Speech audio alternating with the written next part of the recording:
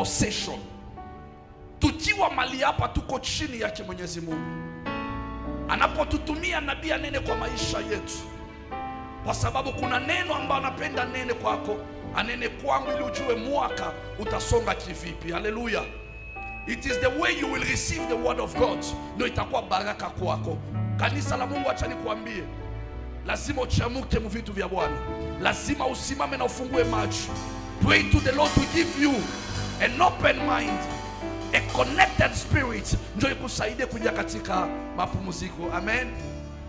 Kabla sijamleta, nataka nikupee homework from next Sunday. Sema next Sunday. Next Sunday. Sema, unajua sauti yenyewe nataka nisikie ni ile uko nayo. Sema next Sunday.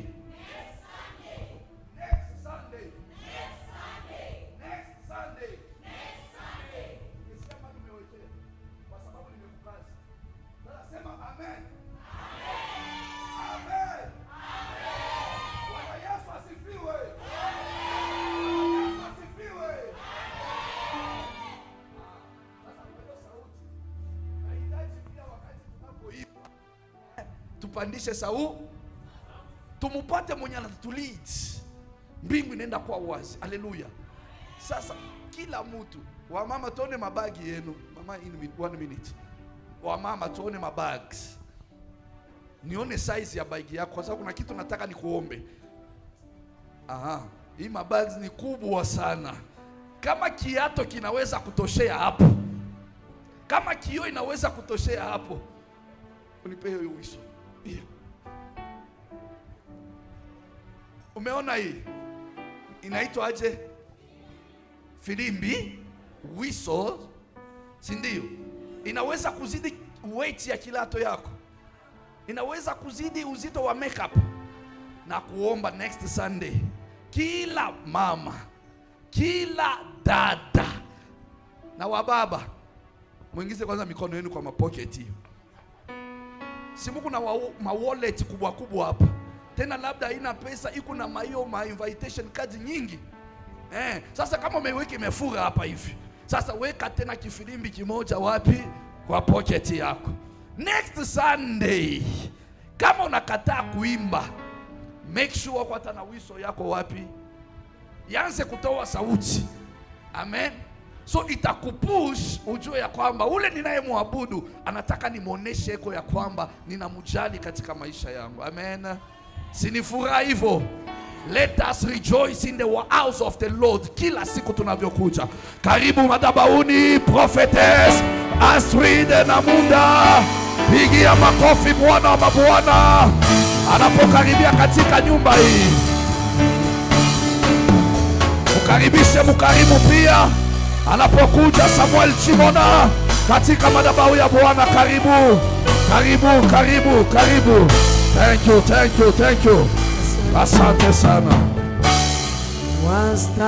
Wastahili sifa za moyo wangu na kuabudu, uliniumba ni kuabudu na kuabudu, Mungu wangu na kuabudu, Yesu. Wastahili sifa za moyo wangu na kuabudu, uliniumba ni kuabudu na kuabudu, Mungu wangu na kuabudu, Yesu. Wastahili, wastahili sifa za moyo wangu na kuabudu, Yesu, na kuabudu, uliniumba ni kuabudu, na kuabudu, na kuabudu, Mungu wangu, Mungu wangu, kuabudu, Yesu, na kuabudu, Yesu wastahili, wastahili sifa za moyo wangu. nakuabudu Yesu, Nakuabudu, uliniumba nikuabudu, nakuabudu Baba, nakuabudu, Mungu wangu, nakuabudu Yesu, wastahili, wastahili sifa za moyo wangu. nakuabudu Nakuabudu, uliniumba nikuabudu, nakuabudu Yesu, nakuabudu, Mungu wangu, nakuabudu Baba, Yesu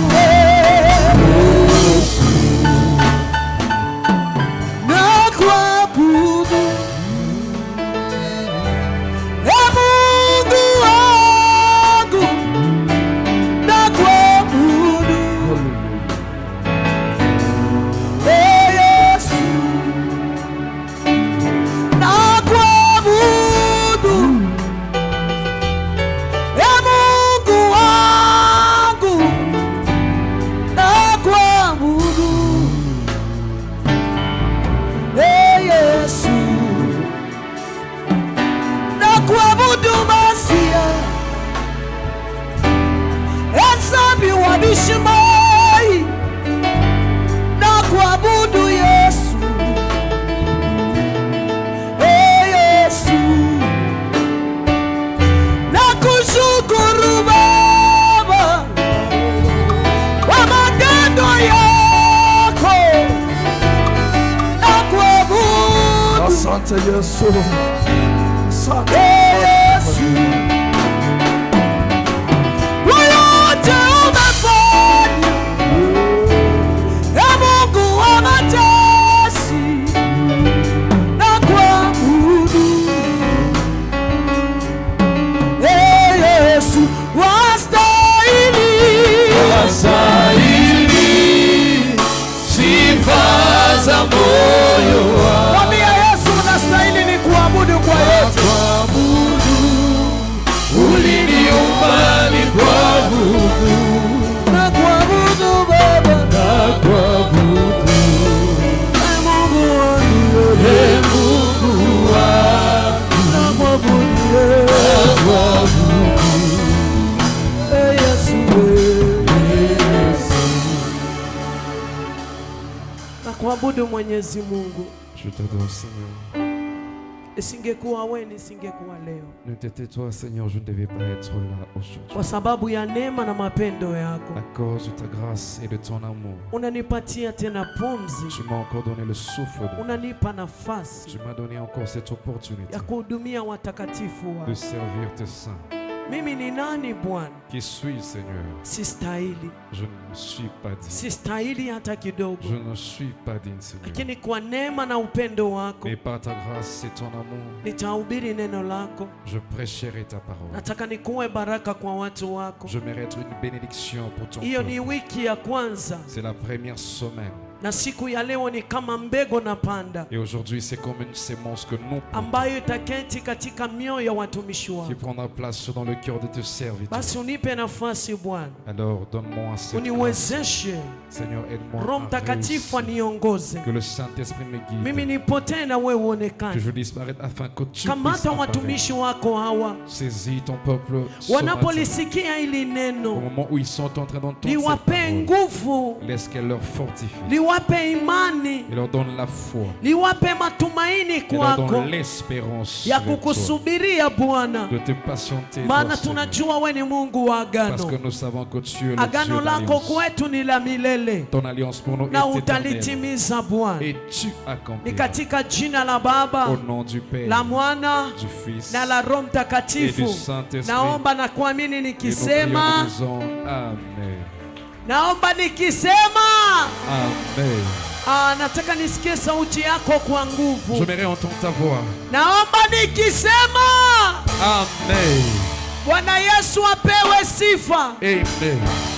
Uko na furaha? Es-tu dans la joie? Mimi nina furaha mkubwa kwa sababu mimi nakuona uko hai. Moi, je suis dans une immense joie parce que je te vois en vie. Tumevuka pamoja. Nous avons traversé ensemble. Tuna sababu ya kumwambia Yesu asante. Nous avons cette raison de dire merci à Dieu. Na pia namrudishia Mungu shukurani Je dis encore merci à mon Seigneur kwa kibali cha uzima. pour le souffle de vie. Na pia nashukuru mume wangu, Et je dis asante encore dadi, merci à mon mari, merci kwa papa, kuweza kunisaidia mpaka leo, de m'avoir aidé jusqu'aujourd'hui. kwa kunivumilia. Si rahisi, De m'avoir patienté, c'est pas Amen. facile. Amen. inahitaji mkono wa Mungu, Cela demande la main de Dieu. lakini kwa neema ya Mwenyezi Mungu Mais par la grâce de Dieu, amenivumilia mpaka leo. il m'a patienté Na pia jusqu'aujourd'hui. nawashukuru nini wote kanisa mzima, Et je dis merci aussi à toute l'église, watumishi wa Mungu ambao mko hapa. les serviteurs de Dieu présents. Seigneur. Isingekuwa nini mimi nisingekuwa Kenya. Si ce n'était pas vous, je ne devais pas être ici au Niko Kenya. Kenya kwa ajili yenu, Je suis ici au Kenya na à nini cause ni de vous. watu wa thamani Et sana. vous êtes des personnes spéciales. Akishusema ameni tu.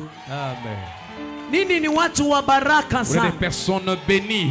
Nini ni watu Mungu anaheshimu. Vous êtes des gens que Dieu honore. Ndio maana tuko hapa kwa ajili ya kuwahudumia. C'est pourquoi nous sommes là pour vous Ndio servir. maana muna sababu ya kumwambia Yesu asante. Tu as toutes les raisons de dire merci à Hata Dieu. kama unipende, penda neema ikubariki. Même si tu ne m'aimes pas, aime la grâce. elle te Hata kama bénira. ulikuwa unachoka, amini tena kuna nguvu mpya Mungu Si tu étais atakuongezea. fatigué, crois que Dieu va encore te Hata fortifier. kama ulikuwa unaona tumaini hakuna, leo Yesu akuongezee tumaini ya kumsubiri. Même si tu ne voyais plus d'espoir aujourd'hui, que Dieu augmente l'espérance pour que tu sois Amen, patient. amen. Amen. Amina, nataka kusikia ameni ya mtu ana hasira J'aimerais entendre un ya amen d'une kuweza personne kupumzika. en colère pour rentrer dans son repos. Amen. Amen. Unaona kwetu, Chez mimi nous, mzazi yangu alikuwa analima shamba. mon père était cultivateur. Sasa ilikuwa wakati ya mavuno, tulikuwa tunaenda tunachukua mizigo kwa kichwa. Alors, le temps de la récolte, on prenait tout ce qu'on prenait comme récolte, on mettait sur nos Wanakuwekea têtes. gunia ya mkaa, Et on te donne peut-être une sac wanakata ile kichwa ya de juu, braise, on coupe la partie d'en haut wanakufungia, unabeba. et on met sur ta tête. Wakati unaenda nayo, Et lorsque tu marches avec, wanakuambia mali pa kupumzikia ni katikati ya kufika mjini. on te dit que tu ne dois te reposer qu'au milieu d'entrer dans la Amen. ville. Nakumbuka kwetu kulikuwa na mti mmoja, wanasema mama anasema ufike kwa ile mti ya mwamvuri Chez nous, il y uketi avait un hapo. arbre. Maman nous disait, si tu arrivais à l'arbre là où il y a l'ombre, tu t'assieds là. Yani tulikuwa tunabeba hiyo mzigo, unaona ishingo inaingia hivi, Donc on prenait cette chasse, tu sens comme si ton kwa cou sababu ile ne peut pas unachukua bouger. ni mzito, Parce que la chasse que tu as pèse. shingo inaingia haka hivi, Et tu vois comme si ton cou, hauwezi kugeuka hivi, tu ne peux pas bouger ta tête. hauwezi kufanya Tu hivi, ne peux pas faire de kwa sababu mouvement. kile unabeba ni kizito. Parce que ce que tu as sur ta tête. Sasa vile mimi naiweka kwa kichwa, Alors comme tu mets ça dans ta tête, akili yangu iko kwa ile muti ya mwamvuri, mon esprit à moi est là à l'arbre où il y a l'ombre. nitembee mpaka nifike kwa ile mti. Que je marche jusqu'à atteindre l'arbre. Hautafutake mtu wa kukushusha hayo. Là, tu ne cherches même pas une personne qui va t'aider à Ukifika tu déposer pale ça. unafanya hivi, Tu arrives là-bas, tu jettes ça comme ça. yani ni kama ni haki yako C'est comme si c'était ton droit. kufika hapo. Hauhitaji mtu wa kukupumzisha. Tu n'as pas besoin qu'une personne vienne t'aider à te reposer. Sijui kama unanielewa. Je ne sais pas si tu me comprends. Yani ni kama hauhitaji mtu wa kuambia hata nikushushe sasa, hautakawakawa Donc tu nikitupa n'as pas tu chini. besoin qu'une personne vienne t'aider. Tu fais ça rapidement, tu jettes ça à terre. Na ukisha ishusha Et chini, dès que tu poses ça à terre, kitu kya la kwanza première de choses, mama yangu aliniambia hivi, ma mère m'avait dit ceci. unashika kichwa, Tu tiens ta tête, unageuza hivi, tu bouges ça comme ceci, unageuza na et hivi, tu bouges ça comme ceci. zungusha kichwa, Là, tu essaies de tourner anasema cette tête. mishipa irudi. Et là, tes veines And se then renforcent. unakaa. Et là, tu t'assieds. Kitu kya pili, Et la deuxième de chose, unakunywa tu maji. prends de l'eau. Ushakupitia kwa hiyo hali, Est-ce que tu as déjà ule traversé ameshawahi l'étape chukua pareille? mzigo La personne qui a déjà pris de charge atanyelewa. me comprend. Sasa kama wanasema ni muda wa kupumzika, Alors si on dit que c'est le temps du repos, hata we kuna mali utapumzika. même toi tu vas te reposer quelque Amen. part. Yanamaanisha yale mizigo yote ulikuwa unabeba. Cela veut dire que tout ce que tu prenais comme fardeau, Kuna mali itenda kuwekwa. il y a quelque part où tu vas déposer. Mishipa yako ilikuwa imechoka itarudi. Tes veines qui étaient fatiguées vont encore être Yesu restaurées. makofi Est-ce que tu mazuri. peux acclamer pour le Seigneur? Ndio maana hata ameni yako C'est pourquoi même ton amen, hauhitaji mtu akuambia sema amen. tu ne dois pas attendre combien te dire dis amen. Hauhitaji mtu akuambia sema Tu haleluya. n'attendras pas qu'on te dise dis alléluia. Iko ndani kwa sababu sihitaji mtu aniambie maana kuna kitu mimi nasubiria. Cela est en toi parce que tu n'as pas besoin qu'une personne vienne te dire qu'il y a quelque chose que tu attends. Bado hujasikia huku Tu kama n'as ni pas wapi. encore entendu, je ne sais pas où tu es. Geukia jirani yako mwambie rudi kwa ibada. Tourne-toi du côté de ton voisin, dis-lui que retourne dans ce culte. Naomba tu kwa muda mfupi unisikilize. Pendant juste peu de minutes, est-ce que tu Sitakuwa peux mrefu m'écouter? mfupi sana. Je serai très court Mimi nikubariki. et je m'aurai été béni. Amen. Tutaenda kusoma katika kitabu cha Mwanzo. Nous allons lire dans le livre de Genèse, Mwanzo 39. Genèse 38, 9. Genèse 39, Mwanzo 39 mstari wa kwanza Genèse 39 à partir du premier verset tutafika mpaka 10. jusqu'au 10e verset. Genesis 39 from verse 1 up to 10. Haleluya. Amen. Haleluya. Amen. Kuna mtu Swahili yangu inamsumbua vibaya mno asikii. Il y a une personne dans mon Swahili te complique. Tu Nani n'entends Swahili pas. yangu inamsumbua? Qui mon Swahili le complique? Kama unasikia tu kizungu naweza kukaa na mtu anaongea kizungu akusaidie. Si tu n'entends que l'anglais, tu peux t'asseoir à côté d'une personne Amen. qui parle anglais, va t'aider. Bwana asifiwe. Amen. Tumeelewa sisi wote. Est-ce que tous nous... Amen. Asante. Merci. Watatusomea. On va nous lire. Genesis 39 verse 1 to 10, tasoma katika jina la Yesu Kristo. Amen. Basi Yosefu alipochukuliwa mpaka Misri, Misri mmoja aitwaye Potifa, ambaye alikuwa ofisa wa Farao mkuu wa kikosi chake cha ulinzi, akamnunua kutoka kwa Waishmaeli waliomleta Misri. Mwenyezi Mungu alikuwa pamoja na Yosefu, akamfanikisha sana. Yosefu akawa anakaa katika nyumba ya bwana wake Misri. Huyo bwana wake akamtambua kwamba Mwenyezi Mungu alikuwa pamoja na Yosefu na kwamba ndiye aliyefanikisha mambo yote aliyofanya Yosefu. Basi Yusufu akapendeka sana mbele ya Potifa, hata akawa ndiye mtumishi wake binafsi. Alimfanya msimamizi wa nyumba yake na mwangalizi wa mali yake yote. Tokea wakati Potifa alipomfanya Yusufu kuwa msimamizi wa nyumba yake na mwangalizi wa mali yake, Mwenyezi Mungu akaibariki hiyo nyumba ya huyo Misri kwa ajili ya Yusufu. Baraka za Mwenyezi Mungu zikawa juu ya kila alichokuwa nacho, nyumbani na shambani. Kwa sababu hiyo, Potifa alimpa Yusufu mamlaka juu ya mambo yake yote, naye Potifa akaja kushughulika na chochote isipokuwa tu chakula chake mwenyewe. Yusufu alikuwa kijana mzuri na wa kupendeza. Basi, baada ya muda fulani, mke wa Potifa akamtamani Yusufu na kumwambia, "Lala na mimi." Lakini Yusufu akakataa na kumwambia huyo bwana wake, "Kamwe, bwana wangu amenipa mamlaka juu ya kila kitu hapa nyumbani, na kwa vile niko hajishughulishi na kitu chochote tena. Hapa nyumbani yeye hana madaraka kuliko mimi. Yeye hakunikataza kushika chochote isipokuwa wewe tu, kwa kuwa wewe ni mke wake. Nitawezaje basi kufanya uovu mbaya kama huo na kumkosea Mungu?" Huyo mwanamke akaendelea kumshawishi Yusufu. Amen. Achia hapo. Thank you so much. Tunaweza kuketi. Asante dada. Merci. Jina la Bwana libarikiwe. Que Dieu soit loué. Ukikae lakini usinyamaze, unakaa unasema amen. Assieds-toi, mais ne sois pas calmé. Amen inamaanisha ikuwe hivyo. Amen veut dire qu'il en soit ainsi pour moi. Jina la Bwana lipewe sifa. Amen. Napenda kuchukua leo historia ya mtu ambaye Mungu aliweza kumpumzisha kitofauti. Ce matin, j'aimerais parler de l'histoire d'une personne que Dieu avait mis dans le repos différemment. Haleluya. Amen. Na tuweze kujua ni nani anatakikana Et kupumzika. que nous puissions aussi comprendre qui est-ce qui doit entrer dans le repos. Na wewe ule unatafuta Et mapumziko, toi qui cherches le repos, ni nini inakupasha kufanya qu'est-ce que tu dois faire ili uweze kupumzika? pour que tu entres dans ton repos? Kwa sababu kupumzika ni haki ya kila mtu, Parce que le repos, c'est un droit de tout le monde. lakini sio wote wanapumzika. Mais ce n'est pas tout le monde qui se repose. Amen. Amen. Biblia inatuambia kwamba La Bible nous dit, kuna kijana mmoja alikuwa mzuri sana, il y a un jeune qui était beau. alipendwa sana na baba yake Il mzazi. était aimé par son père.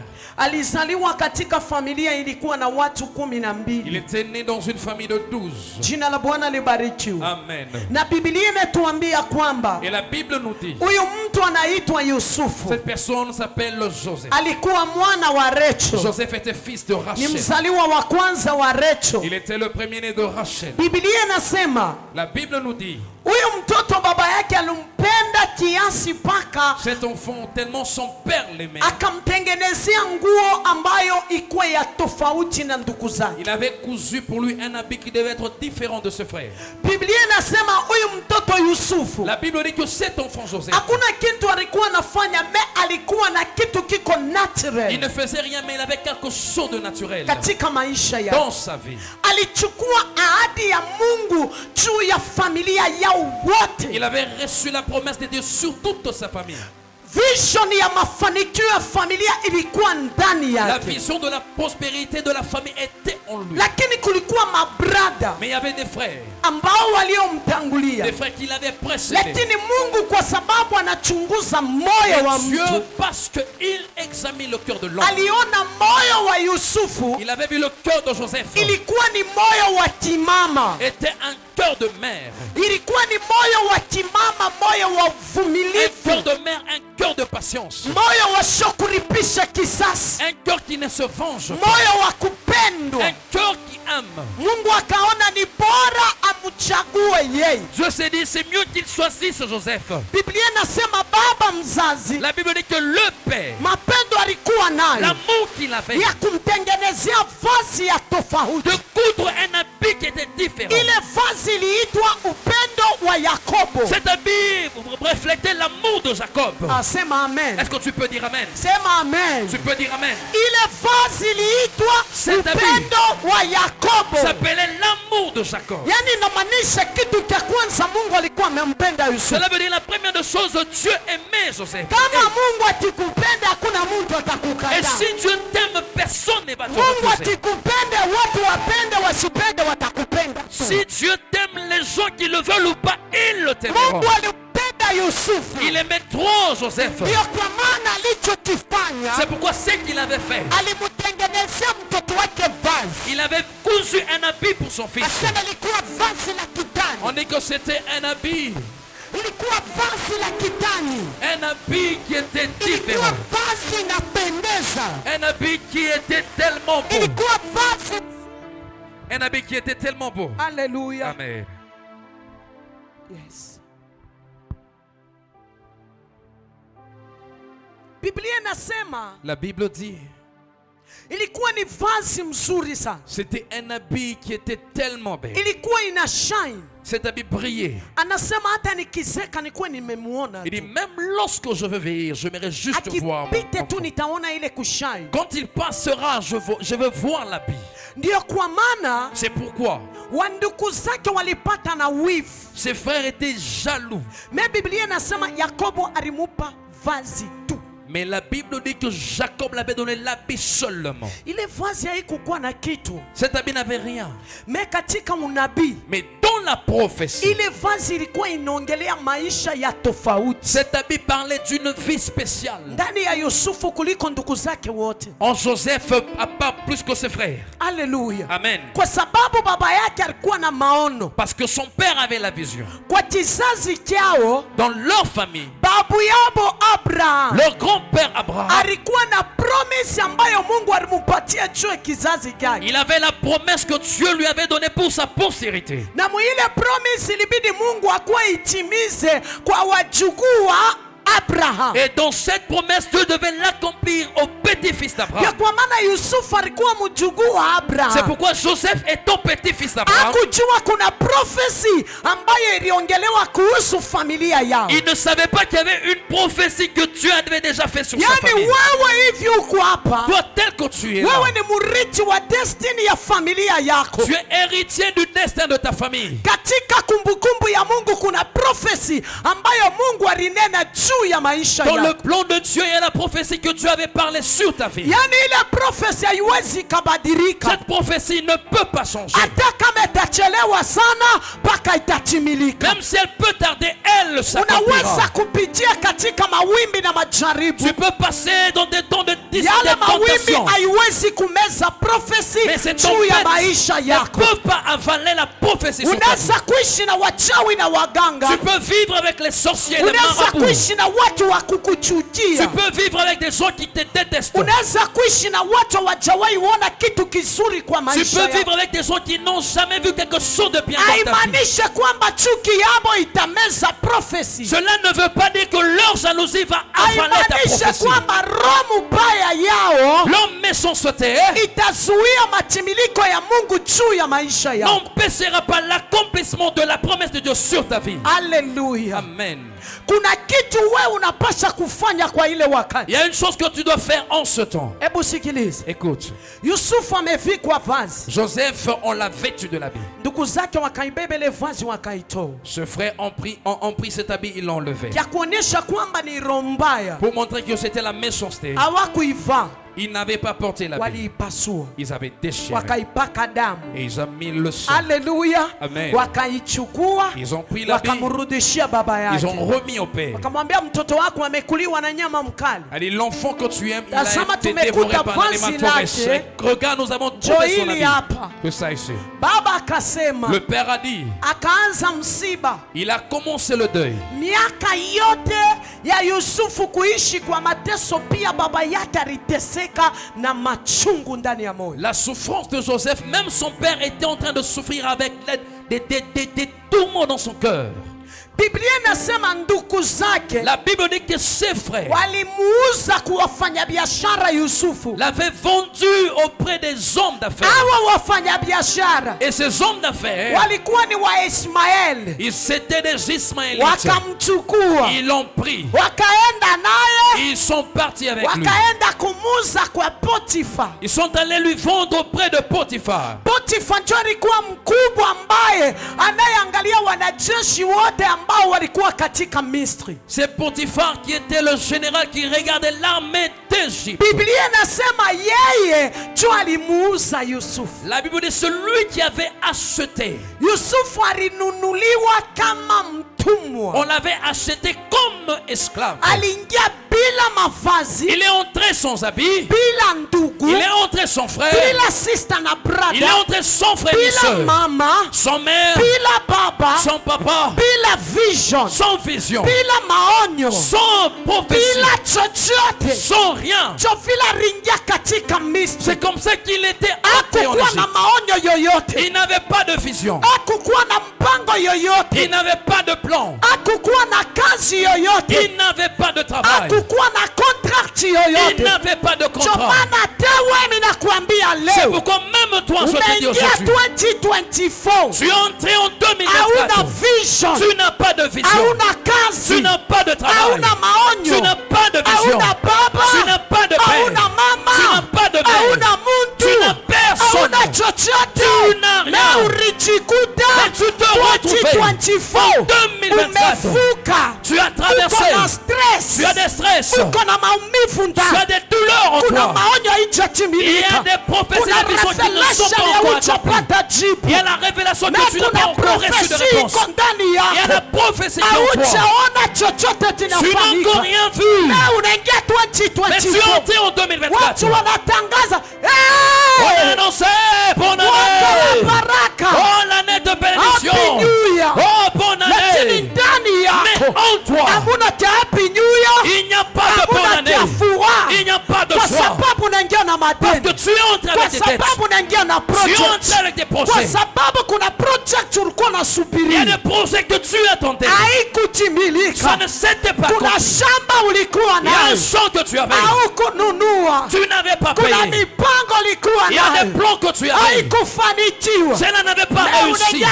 Mais tu es entré en 2024 bila 2024 chochote, sans rien. kama vile Yusufu Comme Joseph. aliingia ndani ya Il est Misri entré en Égypte bila nguo, sans habit. kifua wazi, Il est entré torse kama nu, mtumwa, comme un esclave, kama maskini, comme un pauvre, kama mwenye kufanya comme dhambi. une personne qui a Maana péché. andikwa na Et nyambi, la Bible me dit, Yusufu hakufanya dhambi, Joseph n'avait pas péché. Yusufu hakukosea, Joseph n'avait rien fait de mauvais. alijikuta innocent, Mais il se retrouvait innocent.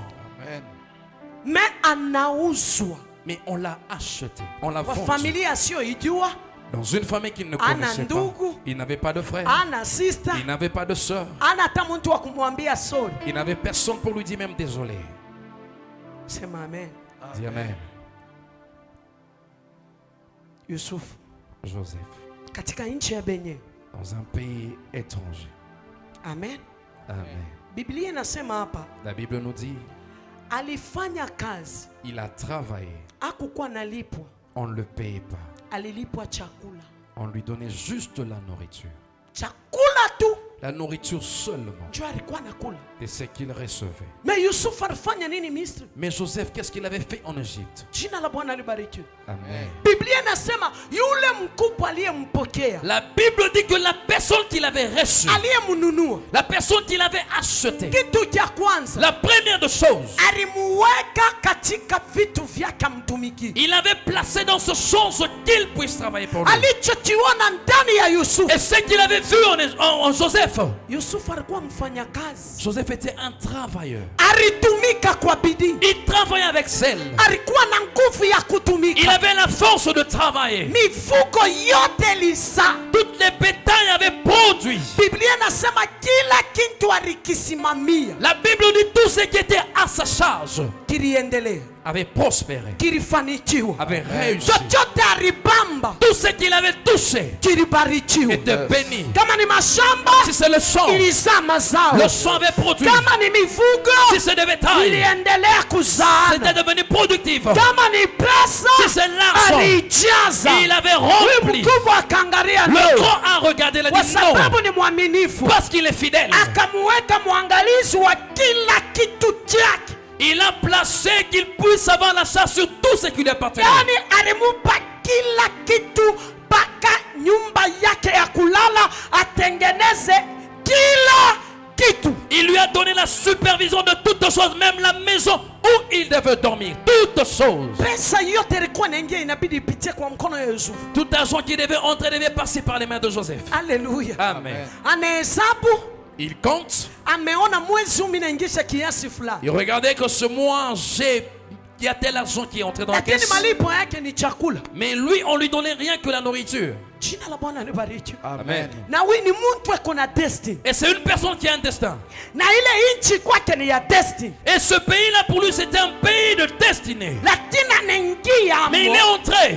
inabidi apate kupumzika. Il a fallu qu'il puisse se reposer. Alianza kutumika kwa sababu hakukuwa na kutaka, Il se mit à travailler parce qu'il n'avait pas de choix. maana ni mfungwa. Il était esclave. Kitu cha kwanza nimeona ndani ya Yusufu, La première chose que j'ai vue en alikuwa ni Joseph, mtu wa kufanya kazi. il était un travailleur. Kama unataka Mungu Si akupumzishe, tu veux que Dieu te fasse entrer dans fanya le repos, kazi sana sois un bosseur bila kuchoka, sans te fatiguer. hapana kulala usingizi, Ne dors pas. hapana kuzuba. Ne sois pas distrait. Simama kwa kazi. Lève-toi dans le Kama ni travail. kazi ya Mungu, Si c'est l'œuvre de Dieu, uitumike na bidii. fais-le avec zèle. Kama ni kazi ya Si mwili, c'est l'œuvre de tes mains, uitumike na bidii. fais-le avec zèle. Unapoongeza bidii, Lorsque tu le fais avec le nakwambia zèle, utapata madhao, je te dis que tu feras nakwambia la production. utapata mapumziko. Tu entreras dans le Tuende repos. kukupumzika, Parce que ce qui lazima va te faire ufanye reposer, kazi. tu dois travailler.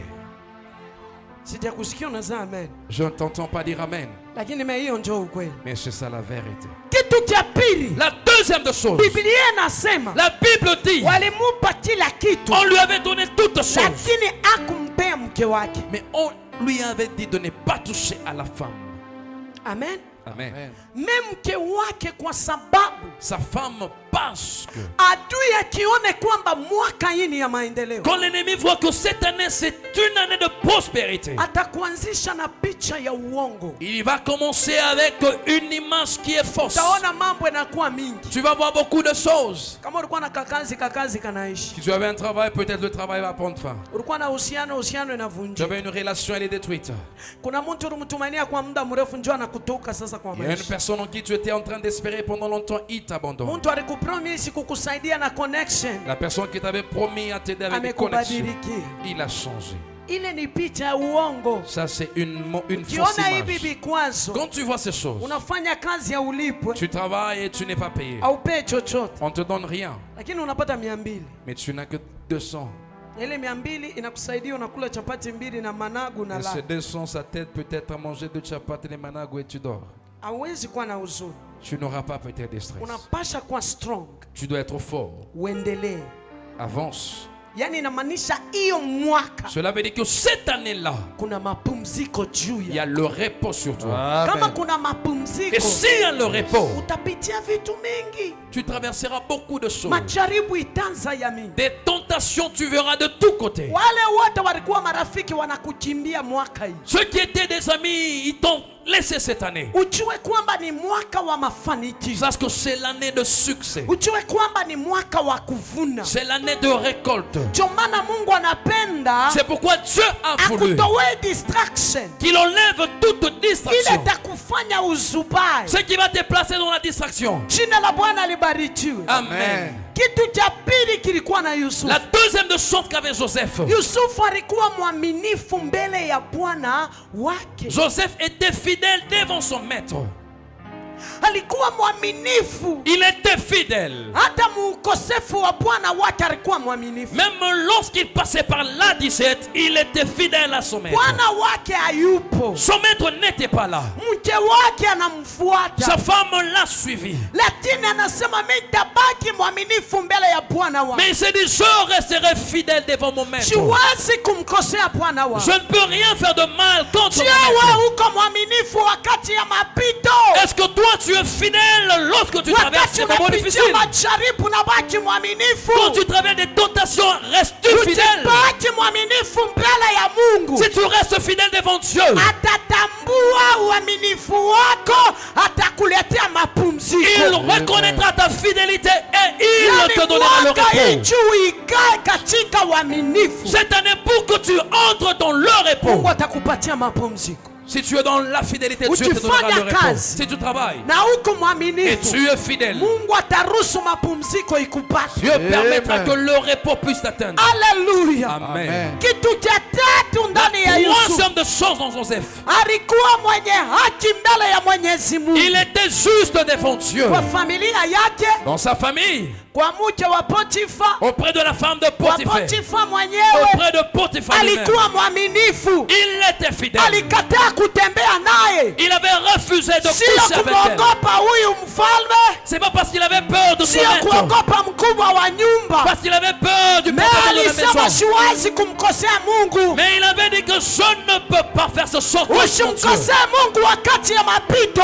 Bien-aimé, n'arrive pas comme un essor de Ukitaka Dieu lorsque Mungu tu traverses des akuinue, difficultés. Lorsque tu veux que Dieu te lève, kimbia zambi, fuis le péché. kimbia zambi, Fuis le péché. kimbia uongo, Fuis le mensonge. kimbia usharati, Fuis l'impudicité. kimbia uzinzi, Fuis l'impudicité. kimbia uongo, Fuis le mensonge. kimbia masemo ya uongo kwa wengine. Fuis la calomnie contre les Nakwambia autres. Yesu atakupatia mapumziko. Je te dis que Dieu va te Maana donner le repos. anajiita mtakatifu Parce qu'il Mungu. est Dieu saint. Anaketi katika utakatifu. Il est dans la Wewe sainteté. ukiwa ndani ya utakatifu, Si tu es dans la sainteté, unamwamini sana, tu crois en Dieu. unamtegemea sana, Tu places ta confiance en lui. unamuogopa, Et tu le crains. unatumika kazi Tu travailles. na utakatifu ndani yako, Dans toute ta tête. itazaa mapumziko. Ça produira le Hallelujah. repos. Amen. Jina la Bwana libarikiwe. Amen. Alipitia majaribu ambayo hakuna mtu anaweza kumtetea. Il traversait des moments de tentation. Personne ne pouvait le justifier. Hakukuwa na mtu anamwambia usifanye vile. Il n'avait personne qui pouvait lui dire ne fais pas ça. Yeye mwenyewe ni mtumwa. Lui-même il est esclave. Ataambia nani? Il dira à qui? Biblia inasema mtumwa ana nakutaka kwake. La Bible dit que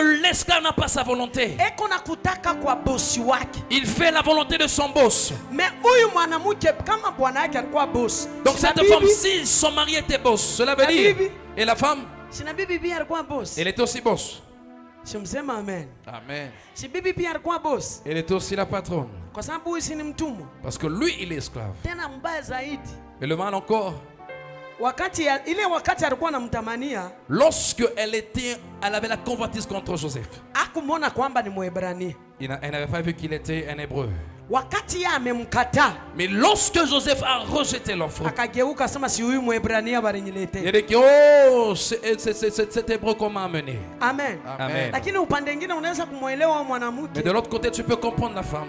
Biblia inasema Yusufu alikuwa handsome La boy. Bible dit que Joseph était beau de figure. Yaani inamaanisha huyu mama aliona ile uzuri wa Kiebrania. Cela veut dire que la maman d'abord était attirée par cette Cho beauté. ilimvuta. Ça l'avait attirée. Haleluya. Amen. Akaona huyu kijana huyu Elle a regardé que ce jeune homme ici, lazima tu muangushe. je dois coucher avec lui. Na hakujua ule kijana Mais elle ne savait pas que ce jeune homme, anabeba maono ya Israeli yote mzima. il portait toute la vision d'Israël en lui. Wewe unapofanya dhambi, Toi, lorsque tu pêches, mapumziko yako yanakuwa mbali. ton repos, tu pousses encore loin. Unaposhinda kuwa mwaminifu mbele ya Mungu wako, Quand tu n'arrives pas à être fidèle devant ton Dieu, hauwezi kupata mapumziko tu n'auras pas le repos. kwa kazi, Dans le travail, kwa watoto, dans la vie de tes kwa enfants, biashara, même dans tes affaires, kwa familia, dans ta famille, kwa ndugu zako. tes frères. Ukitaka kupumzika, Si tu veux te reposer, kuwa mwaminifu, sois fidèle, fanya kazi, travaille, ogopa Mungu crains Dieu na Bwana atakubariki. et Dieu te bénira. Jina la Bwana libarikiwe. Amen. Hakuna kitu kingine cha kufanya. Il n'y a rien d'autre à faire. Hivi vitu vitatu vitakusaidia. Ces trois choses t'aideront. Sasa ukijiangalia, je, huko Maintenant, mwaminifu? quand tu te regardes et tu es fidèle, Unafanyaka kazi ya Mungu? tu fais l'œuvre de Dieu. Ni kazi gani unafanya? Qu'est-ce que tu fais pour ton Dieu? Amen. Amen. Ni nini huko unafanya Qu'est-ce que tu fais ili Mungu alete mapumziko kwako? pour que Dieu apporte le repos Mungu dans ta vie? anapumzisha wale watu wanatumika sana. Il faut reposer ceux qui travaillent trop. Je anampa mapumziko. Il leur donne le repos. Lakini si wale wanalala. Pas les gens qui dorment. Kuna watu weko na mazawadi, weko na neema ya kuweza kusaidia kwa kingdom ya Mungu, me wanakaa Il y a nyumba. des gens qui ont des dons, qui ont des grâces. Ils peuvent aider dans le royaume de Dieu, mais ils sont à la maison. Mikisho nasema unaona mimi? Et après, tu vas entendre que, tu vois, Mimi nikisaidia tu kuongoza vijana moi, si j'ai conduit les jeunes, mpaka wanapataka makazi. ils auront des travail. Sasa vijana wanakaa na wana kazi na Maintenant, ces ulete jeunes, ils ile sont neema. là, ils n'ont pas de travail. Et toi, Utabarikiwa je? comment est-ce que tu seras Kwa béni? sababu wale vijana Parce que parmi ces jeunes, jo kuna wale watakubariki il wewe. y aura ceux qui te béniront. Wale vijana Parmi ces unasaidia. jeunes que tu as aidés, Jo mule muna destiny il y yako. aura ton destin. Jina la Bwana libarikiwe. Amen. Mimi tu nikianza chama Moi, lorsque je commence un groupe là, nakuwa na ulimi j'ai une langue. Hein. ulimi tamu. Je parle bien. Mimi hata kama ni mtu ni mgumu je, Moi-même, si une personne elle est tellement dure, hata kama ile suti anaipendaka sana usa, même si il aime cette veste-là, na mimi nikimwambia hii unipe niuze, si je lui dis c'est mon, donne-moi ça, je vais mimi vendre. atanipa, mimi najiamini. Il me donnera, je crois en Niko na moi. neema. J'ai la grâce. Ile neema yako La grâce que tu as. mbona ushiitumikishe kwa kazi ya Mungu? Tu ne peux pas l'utiliser à l'œuvre de Dieu. Mbona ushiitumikishe kwa business nje ufanikiwe? Tu ne peux pas l'utiliser dans les affaires afin que Mbona tu réussisses. ushiitumikishe nje upate mapumziko? Tu ne peux pas l'utiliser afin que tu aies le Mbona repos. unakaa nayo? Pourquoi tu gardes ça? Sasa utaingia kwa mapumziko. Maintenant, je. comment est-ce que tu entreras dans le repos? Yusufu kilimufanya ashuhudiwe Joseph, ce qui avait fait qu'on puisse témoigner contre lui, kazi aliifanya. le travail qu'il faisait. Matokeo ya kazi Les résultats du travail. ilijulikana. C'était connu partout. Amen. Amen. Amen. Amen. We watu wanakujua kwa kazi gani, Toi, les gens te connaissent dans quelle sorte de ili travail. angalau tujikuombea mapumziko na ikuwe. Afin que quand on va prier pour toi, que Dieu te donne le repos, réellement que tu aies le repos. Tukitangaza mapumziko, Si on annonce le repos, utaipokea mkiwango gani? tu vas recevoir ça à quel niveau?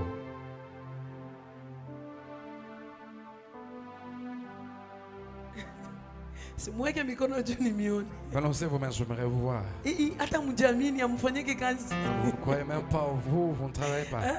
Mbona mnakuwa hivi? Mimi nataka hivi. Comme ça. Weka mikono yako juu, mpepee Yesu. Balance ta main, fais-le pour Jésus. Ni nini Mungu atakukumbukia? Qu'est-ce que Dieu se souviendra de toi? Unalalaka tokea asubuhi na Mungu mpaka saa ngapi? Tu dors le matin, tu te réveilles à Ukianze quelle heure? kazi unaimaliza saa ngapi? Quand tu travailles, tu finis à quelle heure? Unasukumwa. On te pousse pour le faire. Unapenda usingizi kama nini? Tu aimes le sommeil plus que tout.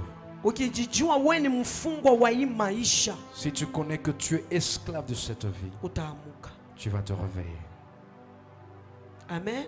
Amen. Ukijua hii kazi hakuna mwingine ataifanya, Si tu sais que personne ne va faire ce ni travail, mimi tu nitaifanya, il n'y a que moi qui va le faire. utaamuka mwaka hii. Tu vas te réveiller cette année.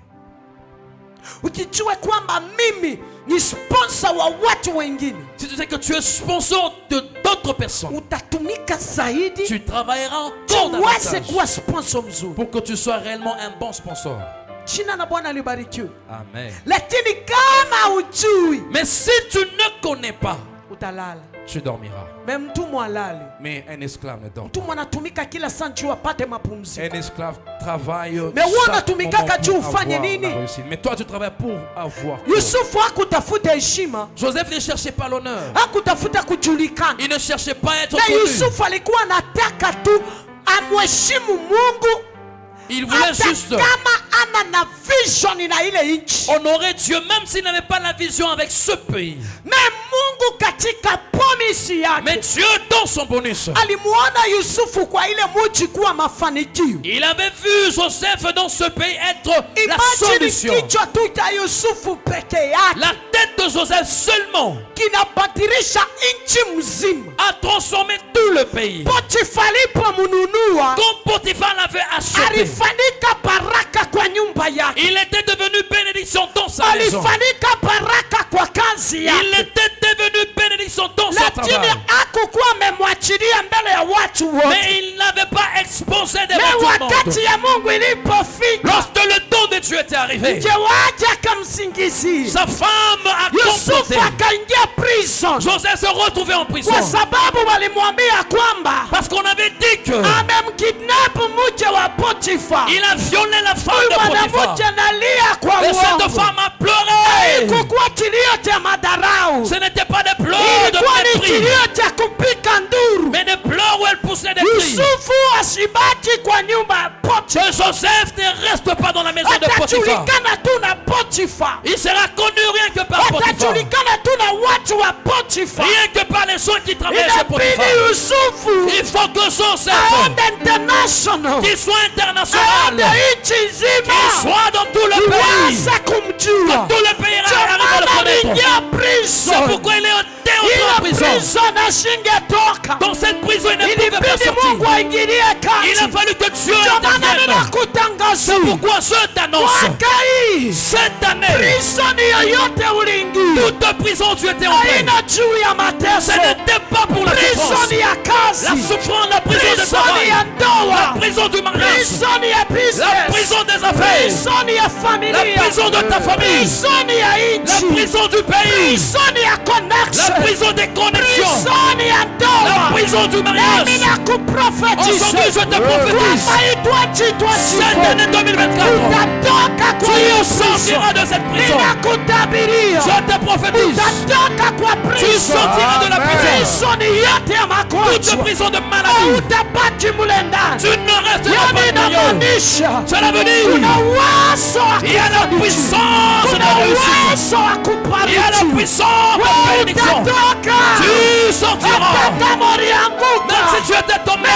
utatoka kwa tu prison. sortiras de la Na prison. utaenda kuingia kwa Tu mapumziko. entreras dans le repos. Utapata kupumzika. Tu auras le repos. Unatumika miaka Tu as mingi. beaucoup de travail à cette année. Lazima na wewe Tu dois bakutumikie. maintenant faire des personnes qui Lazima na travaillent pour wewe toi. bakutumikie. On doit aussi travailler pour Lazima toi. na wewe bakufanyie kazi. On doit aussi te servir. Haitaisha hivyo. Cette année ne prendra pas faire comme ça. Kufa utakufa. Tu ne mourras Parce pas. que kuna prophétie Parce que tu as la prophétie. ambayo itakufanya La ujulikane. prophétie qui fera ce que tu sois connu. Itakufanya utoke. Qui va te faire sortir. Prophétie ni mbegu. La prophétie, c'est la ndani ya sémence, udongo, la sémence qui est dans la shamba terre, nzima, dans tout le champ, mbegu haiwezi kufa, la sémence ne peut pas mourir. ndege hawezi kula mbegu zote, L'oiseau ne peut pas bouffer toutes les semences. kutapata taka Il y moja, aura même une graine qui kile restera. kamoja ni wewe. Cette graine aux semences, c'est Utazaa toi. mti Tu kubwa, produiras une grande utazama ville. branch ingine, Tu produiras des branches.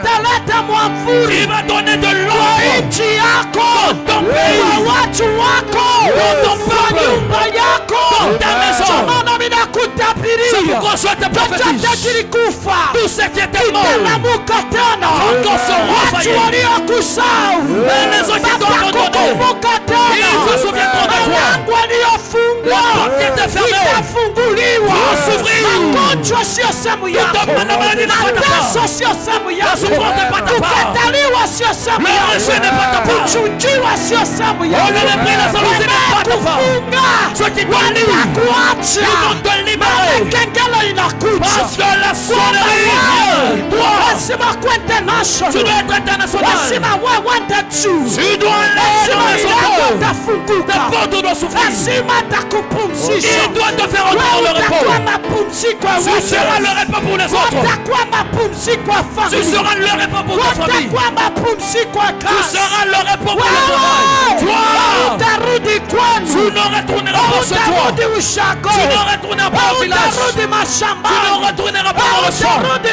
Tu vijijini. ne vas pas retourner dans le village. Utatumikia chakula Tu ne tu. vas pas travailler seulement pour la Malipo nourriture. yako Ton salaire itakuwa chakula. ne sera pas que la nourriture. Itakuwa madeni. Ne sera pas que les dettes. Itaisha. Ça va prendre fin. Utakuweka mrepo. Je vais te faire entrer mapumziko. Watakupumzisha. Il va te faire entrer dans le repos. Watakupumzisha. Il va te reposer. Repo ya Mungu. Mapumziko ya Mungu. Uko vitu mingi Il y sana. a tout sur beaucoup de choses. Mapumziko ya Mungu. Dans le repos de Dieu, Uko watu il y a special. des personnes Uko spéciales. nafasi Il y a des special. habits spéciaux. Uliipoteza kwa Que ndugu tu as zako. perdu au Uliipoteza kwa Que wazazi tu as wako. perdu auprès de tes Uliipoteza parents. kwa ndugu. Tu as perdu auprès de tes Uliipoteza maisha Tu as yako. perdu ta vie. Utaipata. Tu vas la récupérer dans le repos. Kuna mapumziko Il y a juu le yako. repos pour toi. Kuna mapumziko Il y a le juu repos yako. pour toi. Prophecy La prophétie. itatimilika. Elle s'accomplira. Itatimilika. Elle s'accomplira. Itatimilika. Elle s'accomplira. Alichokisema Ce qu'il a dit. juu yangu, Sur moi. juu yako, Sur toi. juu ya watu wako, Sur ton juu ya peuple. kazi yako, Sur ton travail. juu ya ndoa Sur yako. ton mariage. Hakuna mtu atachoka. Personne ne va changer. Prophecy.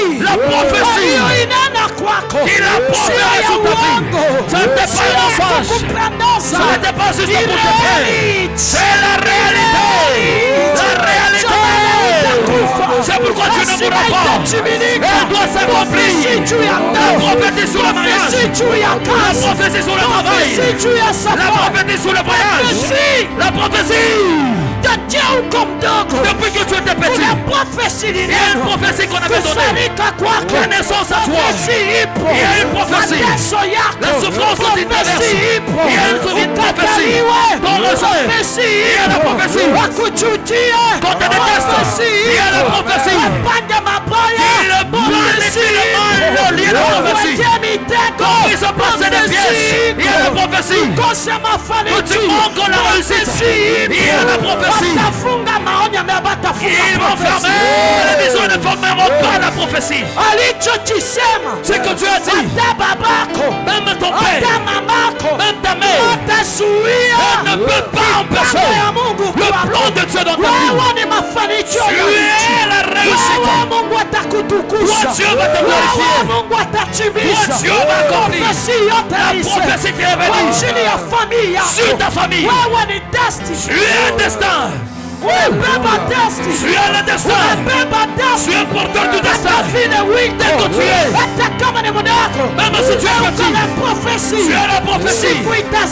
Le jour où elle va produire, tout le monde va wengine toi. watakupigia Il y a ceux magoti. qui vont s'agenouiller devant toi. Wanasema Parce huyu que celui-ci, ndio alikuwa jibu. il est la Acha réponse. watu Laisse wakutafute. que les gens te cherchent. Acha bantu bakuchukie. Laisse que les gens te Acha détestent. bantu manene Laisse que mabaya. les gens parlent Acha mal. bakuulize Mungu wako Laisse qu'on te wapi. demande où est ton Acha Dieu. bakuulize mbona Quand je hujabarikiwa. demande pourquoi tu n'es pas Waambie béni. profesi Et itatimilika. en faisant la prophétie Profesi s'accomplira. itatimilika. Elle Mimi s'accomplira. ni mtoto wa Moi, promesse. je suis l'enfant de Mimi ni promesse. mtoto wa promesse. Je suis l'enfant de promesse. Promesse yangu Ma itatimilika. promesse s'accomplira. Hata kama wanaekalia. Même s'il y a des gens assises sur ça. 2024 2024 itakuwa ya tofauti. sera une année de différence. Hii picha unaingia nayo L'image que tu entres avec, ni picha mpya. c'est une nouvelle image. Mtu utazenja huyu alikuwa anateze. On dira que c'est celui-ci qui souffrait. Njoo huyu pole wa kipara. C'est celui-ci, le pollen là, le chauve. Mpaka nywele naota. Il y a même des cheveux. Kwa neema ya Mungu Par la grâce de Dieu, inazarisha kila kitu. elle produit toutes choses. Ndani ya mapumziko. Dans le repos de Dieu. Kwa mapumziko mengine unaona za mateso Il y a la. certains repos, ça produit des fois des souffrances. Kuna kitu Mungu yuko anaandaa. Mais il y a quelque chose que Dieu est Jina la en train Bwana de préparer. libarikiwe. Amen. Biblia inasema nini? Asema wakati ile Samson La Bible dit lorsque Samson, balipomfunga quand on l'avait mis en prison, alipata kwa mapumziko ya kupigana pigana. il avait mis le repos de se battre chaque fois. Mais alikuwa na macho. Mais il n'avait pas les yeux. Mais alipata kwa Il mapumziko. avait reçu le repos. Samson alikuwa paka huko alikata mankamba. Samson était oh là-bas, il a brisé des chaînes. Alinyangula mageti. Oh là-bas, il a arraché des barrières. Akabeba mageti kwa mabega nenda nayo Oh, mlimani. il a pris ses portes, il est monté avec la montagne. Mais ile wakati bali mfunga mulisikia kulikuwa vita. Mais lorsque on l'avait mis en prison, il y avait des guerres quelque part. Kulikuwa kimya. Il y avait le calme. Yeye ndio alikuwa problem. C'est lui qui était le problème. Haleluya. Inawezekana wewe ndio problem unasababisha vita kwa familia. Peut-être tu es le problème, tu causes ce combat dans la famille. Inakubidi ufike kwa testi. Il faut que tu arrives dans ton destin. Ukifike hapo, Quand tu arrives là, wengine wanapata mapumziko. certains auront le repos. Haleluya. Amen. Inakubidi wewe unangane. Tu dois t'efforcer. Bakukuzuia bakuzuia. Ceux qui t'empêchent doivent t'empêcher. Wakukuvunja moyo Ceux qui vont te décourager vont te décourager. bakukuzarau bakuzarau. Ceux qui te mépriseront le feront. Mais focus. Mais garde l'objectif. Beba maonyo yako. Garde ta vision. Sema kwa hii miaka yote mimi si wa kawaida. Toutes ces années qui viennent de passer, je ne suis Mimi pas une nabeba personne ordinaire. baraka mkuu. J'ai une grande bénédiction. Wakati itatimilika Lorsqu'elle va s'accomplir ndani ya mapumziko, dans le repos, kuna vitu vyote vile unatafuta il y a sana. tout ce dont tu as besoin maintenant. Tatizo ni vile hujafika kwa kupumzika. Le problème, c'est que tu n'es pas encore entré ou arrivé dans le repos. Ukishapata mapumziko, Si tu atteins le repos, hata watchman même la sentinelle, atakuheshimu. il va t'honorer, il va te respecter. Hata unaingia na kakinyasi, Même si tu entres avec une petite culotte, in fact atakwambia boss, il va te dire, hey patron, leo umeacha gari wapi? aujourd'hui où est-ce que tu as parqué ta voiture? Kumbia unaka hata pikipiki, Tu n'as même pas de moto, hata baskeli hauna. tu n'as même pas de vélo. Haleluya. Amen. Mais muda ya Mais mapumziko, dans le temps de repos, hata heshima iko. même le respect, l'honneur Mu fait partie. mapumziko Dans le repos, hamna usumbufu. il n'y a pas de tourments. Haki ya Mungu. Hebu liangalia Mungu atikweke mapumziko takuwaje? Regarde-toi, si Dieu te place dans le repos, comment est-ce que tu seras? Beba tu kioo leo ujiangalie, oh my God. Aujourd'hui, regarde-toi dans une miroir et dis, Seigneur, oh mon Hivi Dieu, niko mimi. tel que je suis, Afu Mungu aniweke et nipumzike. que Dieu me place dans le repos. Unajua shetani Vous savez, des fois, le diable, shetani anatangulia mbele. Ukianza kuna mambo le diable, des fois, il kubaya. passe devant. Si tu vois des choses qui ne marchent Ujue pas, kwamba wewe kuna destiny mkubwa. sache que tu as un grand destin. Unafanya hivi vita. Tu fais ça, il y a Unafanya des hivi bana combats. kublock. De l'autre côté, il y a des Unafanya hivi bana blocages. kusingizia Tu uongo. fais comme ça, Unafanya hivi bana on kunyanyasa. t'accuse. Tu fais comme Unafanya ça, hivi il y a kandoa des combats. kenye. Même le mariage, Bana shetani anapika hapo mkono mpe. le diable frappe par sa main. Kandoa mbeka la sambaratika. Le mariage d'abord, Tunachana disperse. tunachana. on se sépare, on se sépare. Neema ya Mungu inakuja. Mais la grâce de Dieu vient. Mnarudishana. Vous vous réunissez encore. Haleluya. Amen. Yesu niwaambie, Jésus est tellement bien. uko na profesi. Tu as la prophétie. Hata kama wachawi wanachanganya ile biza kabwangalia. Même si les sorciers mélangent leurs histoires, Sasa tuwa confuse. comme maintenant nous allons les confondre. Mungu atakuwa kuleta upendo wengine ya majabu. Dieu va encore augmenter l'amour. Yote ile ni njoo kupenda. akupeleke upumzike. Tout ça, c'est juste pour qu'il t'amène dans le repos. Haleluya. Amen. Hata kama unaamka asubuhi una chochote, Même si tu te réveilles le matin, tu n'as rien. jua tu mimi nitakuwa na repo. Sache que j'aurai le repos. Hata kama unakosa nauli, Même si je n'ai pas de transport, mimi nitapata repo. j'aurai le repos. Ile repo ya kutafuta fare, Ce repos-là pour chercher le transport. ile repo ya kukimbizana na masukuma wiki na sukuma mwaka. Ce repos-là pour des légumes chaque jour. Mungu atakufanya neema. Dieu te fera grâce. Usikuna Mungu anakuweka mapumziko. Tu as vu, Dieu te fait rentrer dans le repos. Unaanza kuuliza, Tu commences à poser la question. unajua kuna majani fulani ba Tu connais, il y a des feuilles là. hii nyama nafanga njoo na kwa kizungu mimi na kwa nini? C'est quoi? Sukuma something.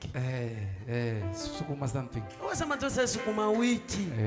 Dis-le sukuma wiki. Haleluya. Kwa Amen. sababu ulikuwa unaikula. Parce que tu mangeais ça avant. Mais kwa muda Mais mapumziko. dans le temps de repos, Utaitamania hata isukuma ukuri hata siku moja. tu chercheras à manger même ce sukuma même pendant Amen. une journée seulement. Amen. Utatamania tu nipate kweli sukuma nikule. Tu vas vouloir manger ça même une journée. Mara tu moja. Une fois seulement. Tu hata hii nye sukuma unaona na terere terere. Parce que le sukuma que tu vois, toutes ces choses-là, c'est légumes. Itafika wakati hautaiona.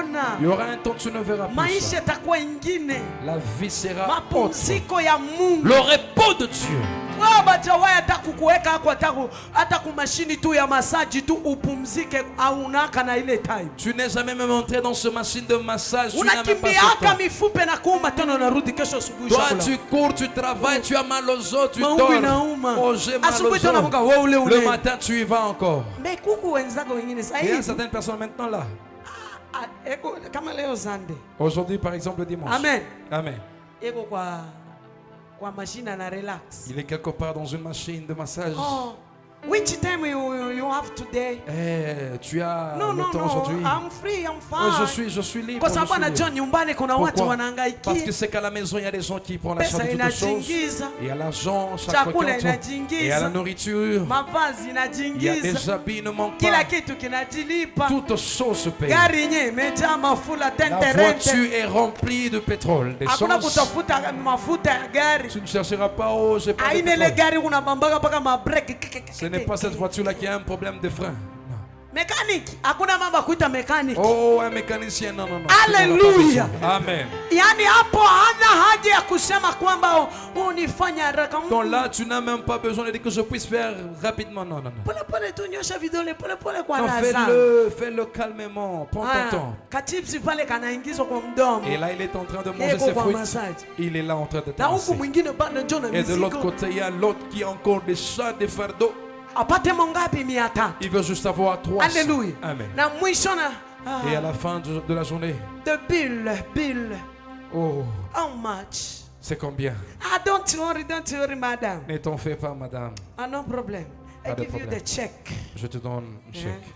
Naandika paka na kuongezea. This Tu is your écris. bonus. Et ça aussi, Okay? c'est Thank ton you so chèque. much for service for me. Merci beaucoup pour ça. You are good. Hata kuna kia Tu es good bon. kia man. Il n'y a pas même de bonté Mais si là-bas. huku Mais ici, nous, kwa sababu tuingia mapumziko. parce que nous ne sommes Shuka pas encore kidogo. entrés. Oh, tu es là, tu kidogo, danses, tu danses, tu kidogo. danses. Ndio mazoezi yetu. C'est ça même notre Na exercice. wakati ikifika, Mais lorsque le temps arrive, vitu vingine hutavitafuta. il y a des choses que tu ne chercheras pas. Salamu ingine hutaitafuta. Tu ne chercheras pas certaines salutations. Saa hii watu wanaweza kukupita kikone kwa mguu yeko kwa gari. Maintenant, les gens peuvent te passer, ils te voient, tu marches et lui, il est dans la voiture. Ni kama kujui. C'est comme s'il ne te connaît pas. Mais hiyo wakati ikifika, Mais lorsque ce temps arrivera, wasubiri utaona. attends, tu verras. Ma message Des messages, hii kukulomba urafiki kwa Facebook.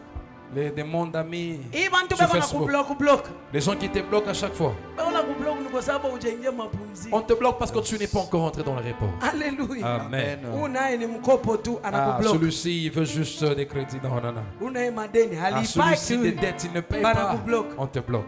Mnaanza chama ikifike kwa zamu yako, ule mwenye alitaka commencez- kukuchangia amekufa. Oh, la personne qui devait cotiser pour toi dans ce groupe-là, Kwa hivi de tunabadilisha cotisation, hii il est mchango mort. wa chama On va changer ce groupe ici de tusaidie cotisation. mazishi. On va aider l'enterrement.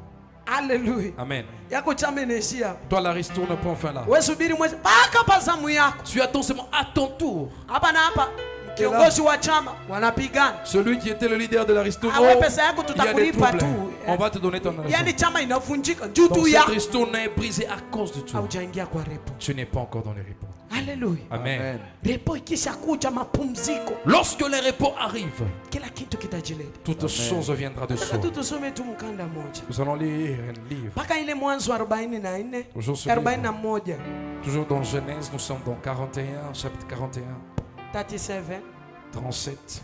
mpaka 45 ntasoma. Genesis 41, 37 up to 45. Shauri, Genèse 41, 37 à 45. tasoma katika jina la Yesu Kristo. Amen. Shauri alilotoa Yusufu Eh, lilionekana kuwa jema mbele ya Farao, yani wakati ya mapumziko Le temps de repos, hata misemo yako même tes paroles à toi, itakuwa tuna heshima, ikuna maana. auront le respect. Ça aura de Hakuna la valeur. hakuna kikao itapingwa. Il n'y aura même pas de réunion qui va se lever pour s'opposer. Kila wewe utasema C'est que toi tu diras. ndio itakuwa yes. Et sera un oui. Aha. na watumishi wake wote. Yaani ile shauri Yusufu alileta, mfalme alikubali mpaka na watumishi wote Le wakafanya conseil nini? qu'il avait donné, Wakakubali. le roi avait accepté même tous ses serviteurs. Kwa hiyo Farao akawauliza watumishi wake, Akawauliza mbe watumishi Pharaon a dit à wake. ses serviteurs, Asemaje? huyu mtu ana roho ya Mungu. Hata wewe. bien, et Je, toi, tunaweza kumpata mtu mwingine kama Eske tunaweza huyu? tu kupata mtu kama huyu kweli? il dit, est-ce que nous pouvons trouver une personne comme celui-ci? Ile à ni l'esprit de Dieu. wakati ya kuinuliwa, Ça, c'est le temps de wakati l'élévation. ya mapumziko, ndio anatafuta mtu mwingine abamuone kama wewe. Le temps de repos, on cherche une personne en tout. Yaani pas comme wakati toi. ya mapumziko kila kitu kwako kinapumzika. Le temps de repos, toutes choses dans ta vie sera Watu dans le wote repos. wanakuwa paka yes. Les gens qui seront à côté de toi diront que oui. Watu wote waliangalia kuna mtu ana roho ya Mungu. Ceux qui regardaient, il n'y a personne qui Yaani a wote l'esprit walikuwa na de maroho ya mashetani. Dieu. Vous avez tous l'esprit du diable. Kisha akamwambia Yusufu, kwa kuwa Mungu amekufunulia haya yote, Oh yes. hakuna mtu mwingine mwenye busara na hekima kama wewe. Acha mbele pale da, twende pole Tu peux pole. t'arrêter là. Simama tu vizuri usichoke. Amen. Amen. Wewe unataka kuniambia ni watumishi wangapi leo wanaleta Tu unabii? me dis combien de serviteurs aujourd'hui prophétisent? Sisi watu tunaanza kutabiri tokea tuko wadogo mpaka leo. Nous autres, on a commencé à prophétiser depuis que Nous nous étions des n'abinga. enfants jusqu'à aujourd'hui. Combien de prophéties? Amen. Amen. Kwa mwaka tu mmoja ukitaka kuhesabu hesabiki. Une année, si tu veux compter, tu n'arrives pas à compter. Meka ndoto tu kamoyo. Et un petit rêve seulement. Yusufu ameota. Joseph a rêvé. Mfalme ameota. Le roi a rêvé. Yusufu anaitafsiri. Et Joseph a Kwa tourné sababu le ni sens. wakati ya kupumzika. Parce que c'était le temps du repos. Mungu akiona wakati ya kupumzika inafika, Quand Dieu voit le temps de repos est arrivé, ataanza kuchomona chomoa kwa kila batoni yote kukatika dunia, ulimwengu, ya ufanya biashara, ya wale wanatumika kwa benki, secretary, nani wake yoyote, ni mkubwa wa wakubwa wote, atabonyeza kwenye mamioyo ili bakukubali kile utasema. il va entrer partout chercher des personnes élevées, des personnes grandes, pour chercher à ce qu'il te connecte à ces gens qui t'acceptent. Chomana bote abakupata ufunuo, mais aliyepata ufunuo alikuwa ni nani? Yusuf. C'est pourquoi ils n'avaient pas tous reçu la révélation. Aina Seul kusema Joseph. wengine wakukuwa na akili, Cela ne veut pas walikuwa dire nayo. que les autres n'étaient pas intelligents, ils étaient intelligents. Si mulikuwa wachawi, kama kuna wachawi wakubwa si walikuwa Il Misri. y avait des magiciens en Égypte, Wenye busara si walikuwa il Misri. y avait des sages en Égypte, Wanaosoma nyota walikuwa il y Misri. avait des Mais personnes kwa qui lisaient nini l'étoile. walishinda kusoma tafsiri ya mfalme? Mais pourquoi ils n'ont pas pu donner le sens du Inamaanisha rêve du kwamba roi? wakati ya kupumzika kwako hutanangana na vitu. Cela veut dire le temps de ton repos, tu ne vas pas forcer les choses. Vitu vyenyewe vitajileta kwako. Les choses viendront de soi. Ndio maana wanauliza kwa wote, C'est pourquoi on hakuna demande. mtu mwenye kuwa na roho ya Mungu, ni huyu tu. Il n'y a personne qui a l'esprit de Dieu, c'est Na celui-ci. yeye ndio amefunuliwa. Et celui qui a donné la révélation, la vraie. Wewe ndiwe utakayesimamia nchi yangu, Ai, na watu wangu wote watakuwa chini ya amri yako. haleluya. Amen. Tubebe tu hii Prenons dono. seulement ici à Donom. Achana hata na dono. Laisse Tubebe Donom. tu aka kaoista. Ici, je parti ce Hiyo niveau de tu. Oyster. bampatie karisi, qu'on donne un charisme, kwamba yeye ndio ataiongoza que celui qui va kwanzia diriger, leo inakuwa mikono yake. à partir d'aujourd'hui, ce quartier ou ce coin ici sera sous sa Nini direction. wote mnaishi barabara, mtaanza kutembea bila kulomba ruhusa. Vous tous ceux qui vivez ce lieu ici, vous n'allez pas marcher sans Anaweza kuweka l'autorisation. tiketi pale ya watu kupita, lazima walipe wamuone. Il peut même mettre là-bas qu'il y ait la charge chaque Alléluia. fois que tu dois passer. Aka avec lui. tuka estate tuka oista. Juste ce coin ici de Oyster. Ataweka hata picha kubwa ikipite pale unaibusu. Il peut mettre même une John photo Abit. là-bas pour que tu passes, tu dois baiser la photo. Kama karisi ni wewe ndio unastahili kwa hii sehemu, Oh lazima Caris, ibusu c'est ndio toi qui nipite. mérites, je dois donner un baiser pour que je passe. Ataifanya. Il va le faire. Na inchi nzima Mais tout le pays, ya Misri. Le pays d'Égypte. Twende dada, twende. Continue, continue maman. Mimi tu ndiye mkuu kuliko wewe, kwa kuwa nakalia kiti cha kifalme. Mimi hata sina shida, hata kama atanipatia Je tu n'ai pas de sehemu tu problème ile s'il va ya me donner ya benki. juste la banque. Hiyo inanitosha. Allah, ça me suffira. Mimi niko na control. Moi, que je puisse juste contrôler. Bon, Inanitosha mimi. ça me suffit. Inanitosha. Ça me Na suffit. inchi yote mzima mais tout le pays na watu wote et tout ce qui y vivait, na pesa iko ndani. même les finances, Kuna gold, Il y a de l'or, kuna dhahabu, il y a l'or, kuna fedha il y a l'argent. ziko mule ndani. Cela était là. à Wafanyabiashara, l'intérieur. Les hommes d'affaires. uingizaji wa pesa. Tout ce qui était problème d'argent. Tubebe tukaisili isili tu. Prenons ce mot ici. Yo inyewe tu ile pesa inaingizaka kwa siku. L'argent qui entre là en Isili par jour.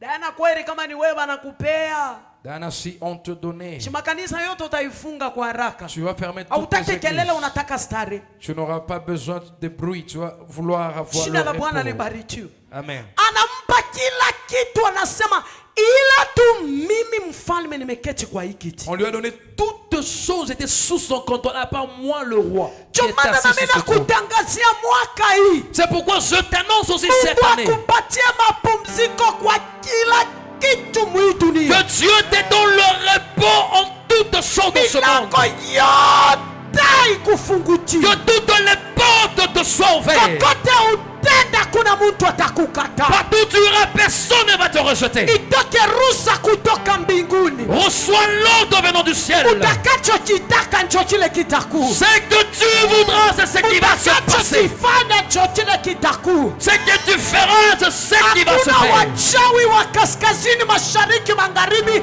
watazuia mapumziko yako. Il n'y aura pas des sorciers de l'Orient, de l'Occident qui vont empêcher ta Katika réussite. jina la Yesu Kristo. Kristo. Mungu akubariki Que mpaka Dieu te bénisse. akupe mapumziko kwa kila kitu. Qui te donne le repos en toutes choses. Ndani ya mapumziko Dans le repos. kuna watu wapya, Il y a de nouvelles kuna personnes. familia Il y a mpya, de nouvelles familles. kuna connection Il y mpya. a de nouvelles connexions. Yusufu alipata utajiri, Joseph avait reçu la richesse. alipata utajiri, Il avait reçu la richesse. alipata inchi, Il avait reçu le pays. alipata vazi. Il avait reçu le Ile vêtement. balipasua kwa ndugu Ce qu'on zake avait désiré par ses frères haikukuwa na mkufu. n'avait pas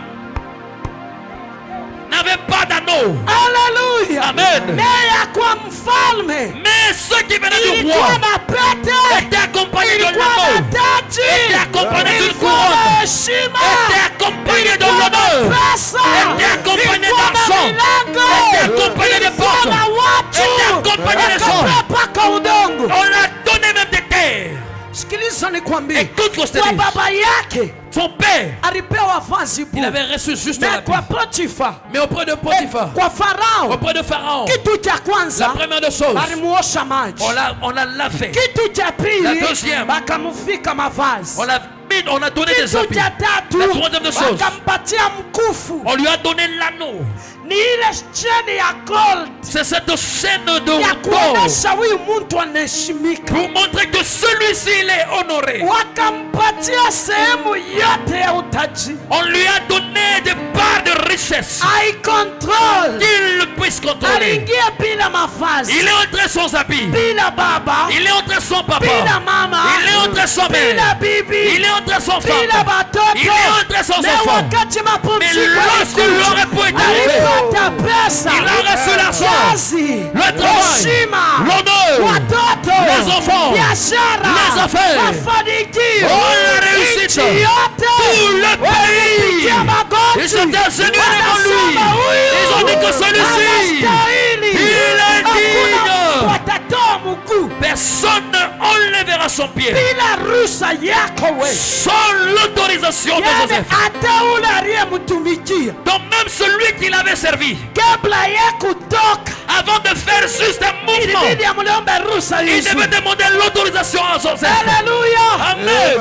Mtu alikuwa na kutumiti La personne qui était en train de te na servir, anakuwa bosi wako. mais il devient ton boss. Inawezekana kwa Mungu, Ce n'est possible avec katika Dieu. sababu ya Mungu, Dans les calculs de Dieu, waliokuteswa mwakili ceux mrefu qui t'ont fait souffrir, watakuweka mapumziko, Dieu va te placer dans le repos. watajiuliza jo huyu Ils vont te poser la question, celui. atakusubiri kila mwisho wa mwezi Ils vont attendre chaque ikuwa fois du mois uombe mikopo que tu viens pour demander des dettes. hautaichukua. Tu ne vas pas Yesu prendre des dettes. atakupa yako, Dieu va te donner ta Yesu part. atakupa Il mapumziko, te donnera le repos. atakupa pesa, Il te donnera l'argent. atakupa amani, Il te donnera la paix. atakupa upako, Il te donnera l'onction. atakupa zawadi, Il te donnera les dons. atakupa Il miujiza, va te donner le miracle. mtoto Yesu atonekana. Ah, les Basi yote signes. utaenda, Tu verras des signes watu partout où tu iras. watakuangaikia. Les gens vont prendre ta charge. Unajua wakati ya mapumziko, Tu sais le temps de repos.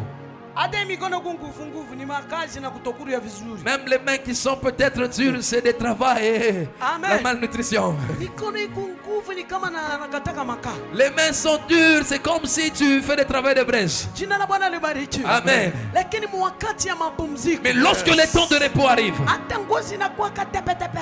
même la peau devient lisse. Haleluya. Amen. Hautakuwa kuna shine ni kama ulipaka mafuta ya nini ya kupikia kwa sura. Tu ne seras pas avec un visage là qui brille comme si tu as Yani appliqué. bali poto tenda bantu banataka kukuona tu. Partout où tu iras, les gens chercheront à te Na voir. mwaka hii Mungu akupumzishe. C'est avec que Dieu te donne le repos. Natangaza mapumziko juu ya maisha J'annonce yako. un repos sur ta vie.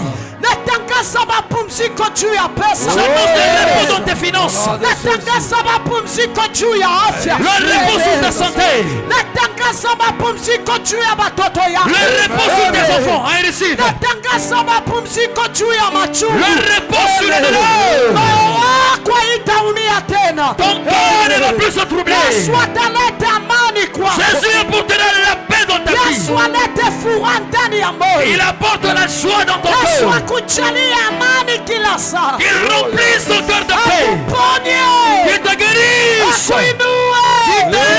Akuheshimishe. Qu'il t'honore. Chochote utabamba Tout kifanikiwe. ce que tu toucheras Kazi ya réussira. mikono yako hakuna mtu Le ataikomea. travail de tes mains, personne ne va la contrôler. Mafanikio yako atakuwa different. Ta réussite sera différente. Revelation yako atavutia mataifa.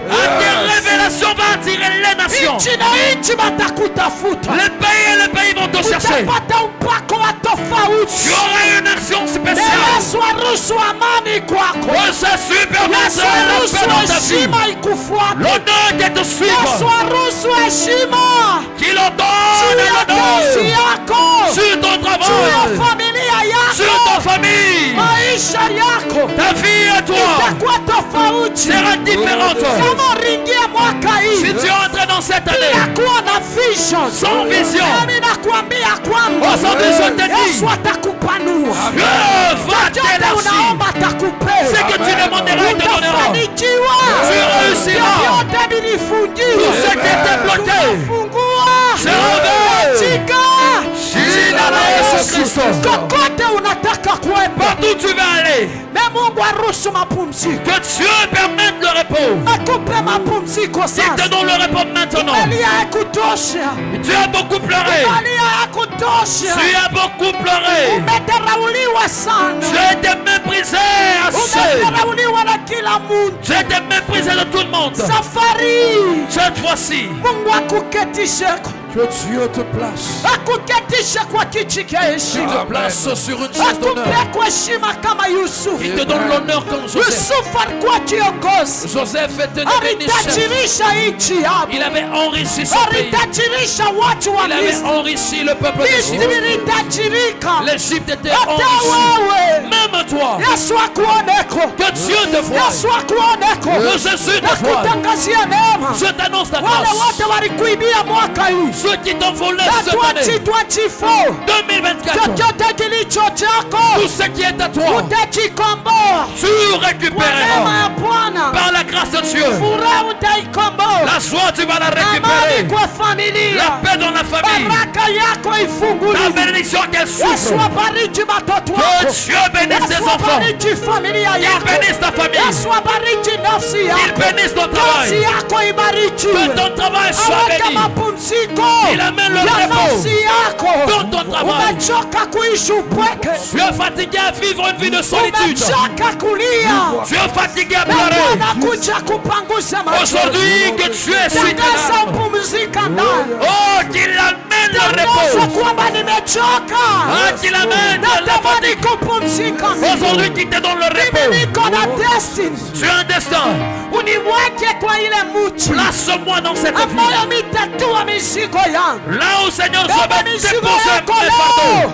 Aujourd'hui, tes umpatie yeye fardeaux. Yesu, Que Dieu donne à Jésus umpatie tes Yesu fardeaux. mambo yako, Donne à Jésus ton problème. umpatie Yesu mahitaji Donne à yako. Jésus tes requêtes. Mwambie mimi nataka Dis, kupumzika. Seigneur, j'ai besoin du Mimi repos. natumikaka tu juu ya Je chakula. travaille juste pour la Hata nourriture. Yusufu rumsaidia, Même Joseph, tu l'as hakutumikia aidé. tena chakula, Il n'avait plus de na travail pour l'argent. alitumika Il a juu ya travaillé destiny. pour le Na mimi destin. naomba destiny yako Je prie aussi pour mon mwaka destin. hii, Cette année, unipe nguvu nikutumikie, donne-moi la force de sortir. unipe nguvu nisimame. Donne-moi la force. Naomba mapumziko, Seigneur, je prie le naomba repos. mapumziko Le repos, juu ya Dieu. kanisa mzima, Sur toute l'église. watu wa Bwana wapumzike. Seigneur, que les sons Kwa reçoivent le sauti repos. yako, mwambia Yesu nisaidie, Dieu, aide-moi. Aide-moi. unipumzishe, Aide-moi. Fais-moi entrer dans le repos. Fais-moi entrer dans le repos. unipumzishe Le repos, Dieu.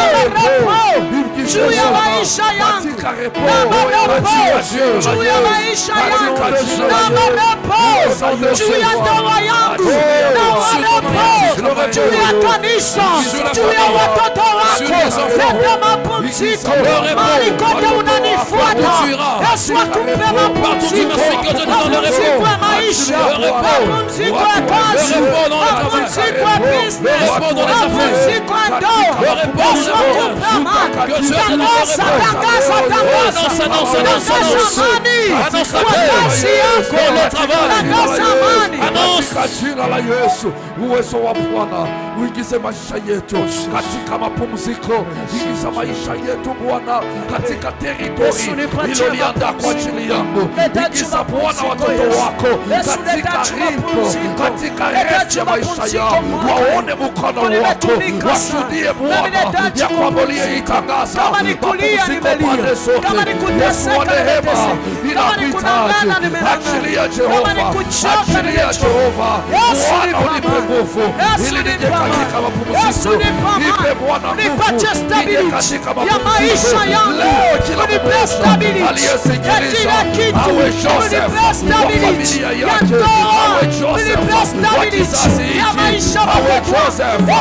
Au nom de Jésus, Kazi yangu au nom de Jésus, kanisa au yako, nom de Jésus. leta Baba, stability, uwezeshe nipe kila mapumziko. mmoja Tumelia, kwa kazi ya mikono tumechoka, aingie katika leta mapumziko, kupumzika, katika leta ndoa mapumziko. waingie katika Kunyanyaswa mapumziko, kwa katika choo, kazi nimekataa. waingie katika Kunyanyaswa na mapumziko, kila wachawi, sehemu yote, nimekataa. kila Ikame sehemu kwa yote. kazi yangu, nataka mapumziko. Au nom de Jésus. Baba nipumzishe, Au nom de Jésus. pumzisha kazi Wewe ni yangu, Mungu wa uwezo. pumzisha watoto Wewe ni Mungu wa wangu, mamlaka. pumzisha chini ya Oh, watoto puissant wangu, de Jacob. nakataa magonjwa. Asante Bwana. Yesu naomba Leta mwanangu amani. Joshua, Leta nimekataa mapumziko chochote katika kinamsibu. kila Yesu yoyote msaidie, Bwana. Bwana Yesu. wapumua vizuri. Yesu natachi mapumziko, leta mapumziko Oh, Yesu. kwa watoto wa kanisa, Oh, Yesu. leta mapumziko Oh, yes. kwa makazi ya mikono, Yes, leta Lord. mapumziko Yes, kwa Lord. connection, Yes, leta Lord. mapumziko Achilia kwa Bwana. makazi, Oh, leta Lord. mapumziko Lord, kwa Yesu. mafamilia, Yes, kwa mandoa, leta mapumziko. Yesu tuambe wapi utupumzishe, tunakukimbilia, tushaibike, tusichote, ututie nguvu. Yesu tunahitaji tupumzike sasa. Repla de ofesi uliyoisema uitimize kwa watoto wako. Oh, thank you Lord Jesus. Timiza promise juu ya nayo yote. Timiza Baba, wewe ni mwaminifu Yesu. Timiza mapumziko kwa watoto wanayo yote. Yesu wape kwa mapumziko. Watu wasikose makazi na mandoa. Watu wasikose mafanikio. Wapumziko upande wote. Upande wote Baba. Wale wanataka kujenga wajenge. Wanataka kununua wanunue. Wanataka kuajiriwa waajiriwe. Wanatafuta makazi wanapenda kuona business. Baba, fungula milango kutoka mbinguni katika jina lako Yesu.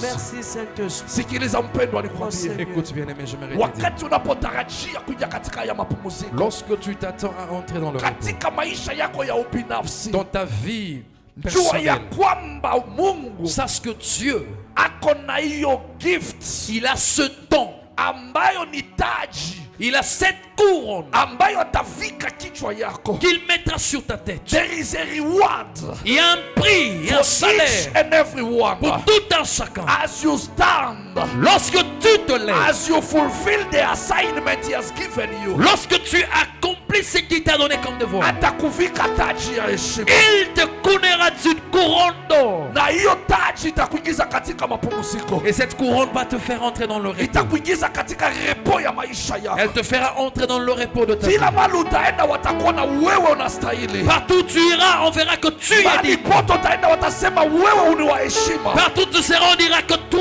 tu mérites l'honneur. Mahali pote utaenda utakuwa na jibali. Tu auras la chance ou Kwa l'opportunité sababu partout où tu Mungu iras. anapenda kukuingiza katika mapumziko Parce yako. que Dieu veut te faire entrer dans le repos. Ndio maana utamupigia Yesu makofi. C'est pourquoi tu vas acclamer pour Kwa sababu yeye ndiye Jésus. mapumziko Parce yako. qu'il est le repos de ta Yeye ndiye vie. mapumziko Il yako. est le repos de ta vie. Kila siku Ce jour-là, unapoenda, lorsque tu entres, amini ya kwamba mimi niko ndani ya mapumziko crois que je suis dans le repos de ma vie. ambaye ni Yesu Kristo. C'est Jésus. Ndani ya Yesu Kristo En Jésus, muna uaminifu. il y a la fidélité. Ndani ya Yesu Kristo En Jésus, muna heshima. il y a l'honneur. Ndani ya Yesu Kristo En Jésus, muna kibali. Il y a la faveur. Ndani ya Yesu Kristo En Jésus, muna utakatifu.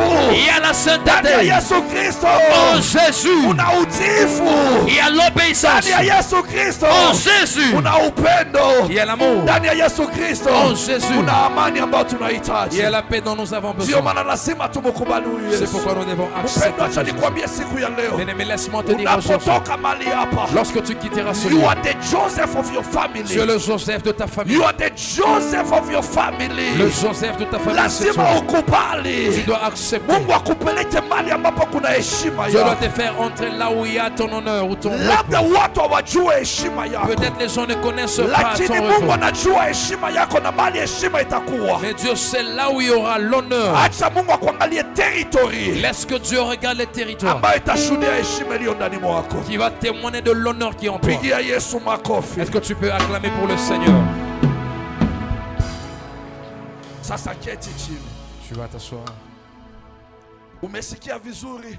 Tu as bien entendu. Leo ni Sunday ya kwanza Aujourd'hui, c'est le premier dimanche. ambayo inakupea introduction Ça te donne l'introduction. ya mwaka mzima L'introduction de toute l'année. kulingana na mawazo ya Mungu juu ya maisha yako. Selon la pensée de Dieu sur ta vie. Sasa je, utajipanga? Alors comment est-ce que tu vas te préparer? Because wanatuambia lazima utumike, Parce qu'on nous a dit que nous devons travailler. lazima ufanye kazi Nous devons travailler ili uingie katika mapumziko. pour que nous entrions dans le repos. Haleluya. Amen. I remember yesterday night, Je me souviens hier la nuit, wakati nilikuwa nikitayarisha ibada ya usiku, pendant que j'étais en train de préparer la prière du soir, mfano mama anatupea L'exemple que maman m'a donné, yenye a donné, alianza nayo ya mzigo. elle a commencé pour Imagine le that is fardeau. the thing God alikuwa ameniongelesha. C'est ça la chose que Dieu m'avait parlé. Ananiambia unajiona chini ya mti. Elle dit, tu te vois sous un arbre. Ndio pale utaenda kupumuzikia. C'est là où tu vas te reposer. Lazima utoe mzigo uiangushe. Donc tu dois prendre cette fardeau et mettre Nani sur terre. ameingia 2024 na mzigo? Qui est entré en 2024 avec son Lazima fardeau. iweke chini ili aingie katika Tu dois mapumziko yake. mettre à terre afin que tu entres dans le Hapo hapo repos. nikapokea simu ya mtumishi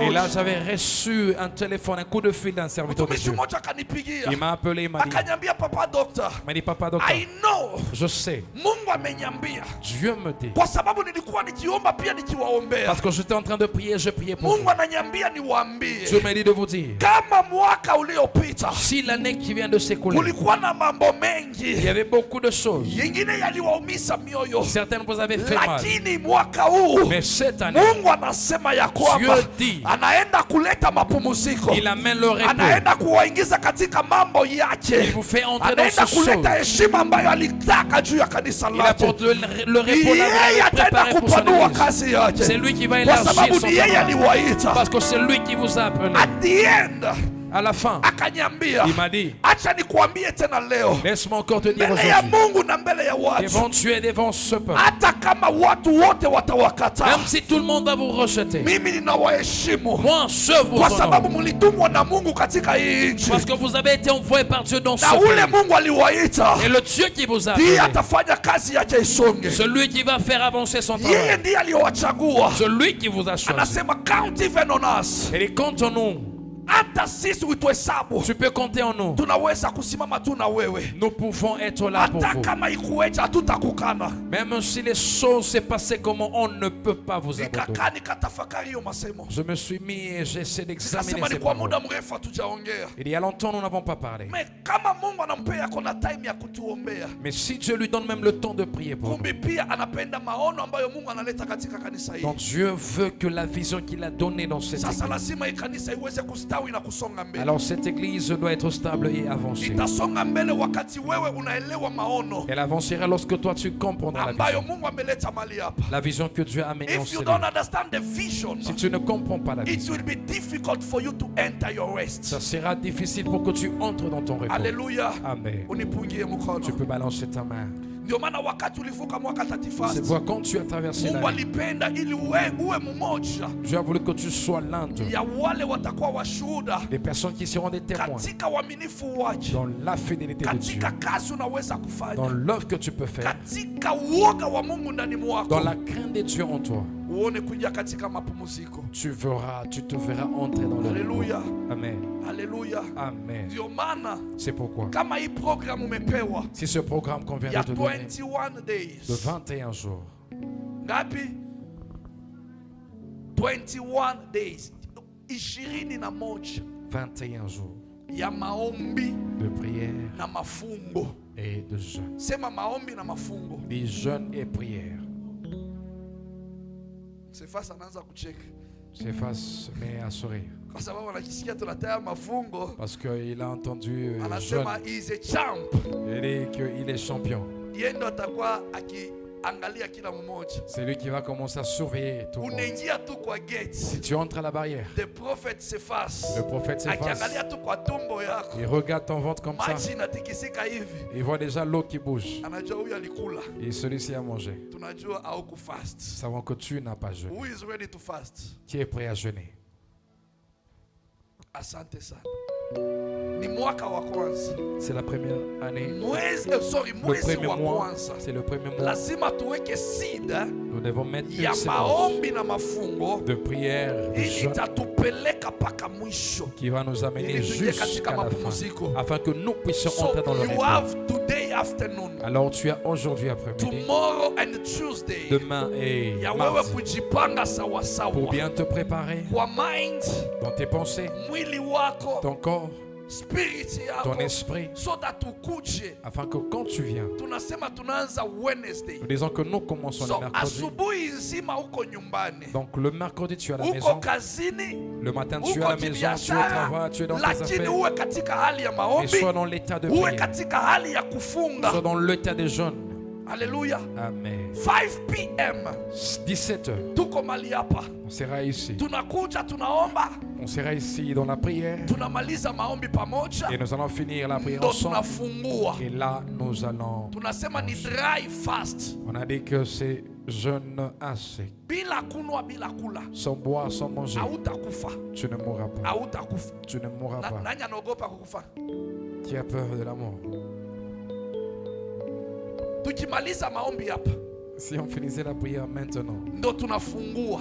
nous allons finir maintenant pour manger. Kama utabeba mkate yako na chai kwa bag, beba. Si tu auras ton pain et je sais pas moi ton thé dans ton sac, tu peux le Tukimaliza tu faire. maombi ya mwisho, amen. Et comme nous disons Baba, nashukuru kwa ajili ya Amen. tumbo umeshikilia, Oui, Seigneur, merci pour ce ventre que acha tu as nikunywe chai protégé. yangu. Je peux prendre mon thé. Ndo unakunywa chai. Là, tu prends ton thé.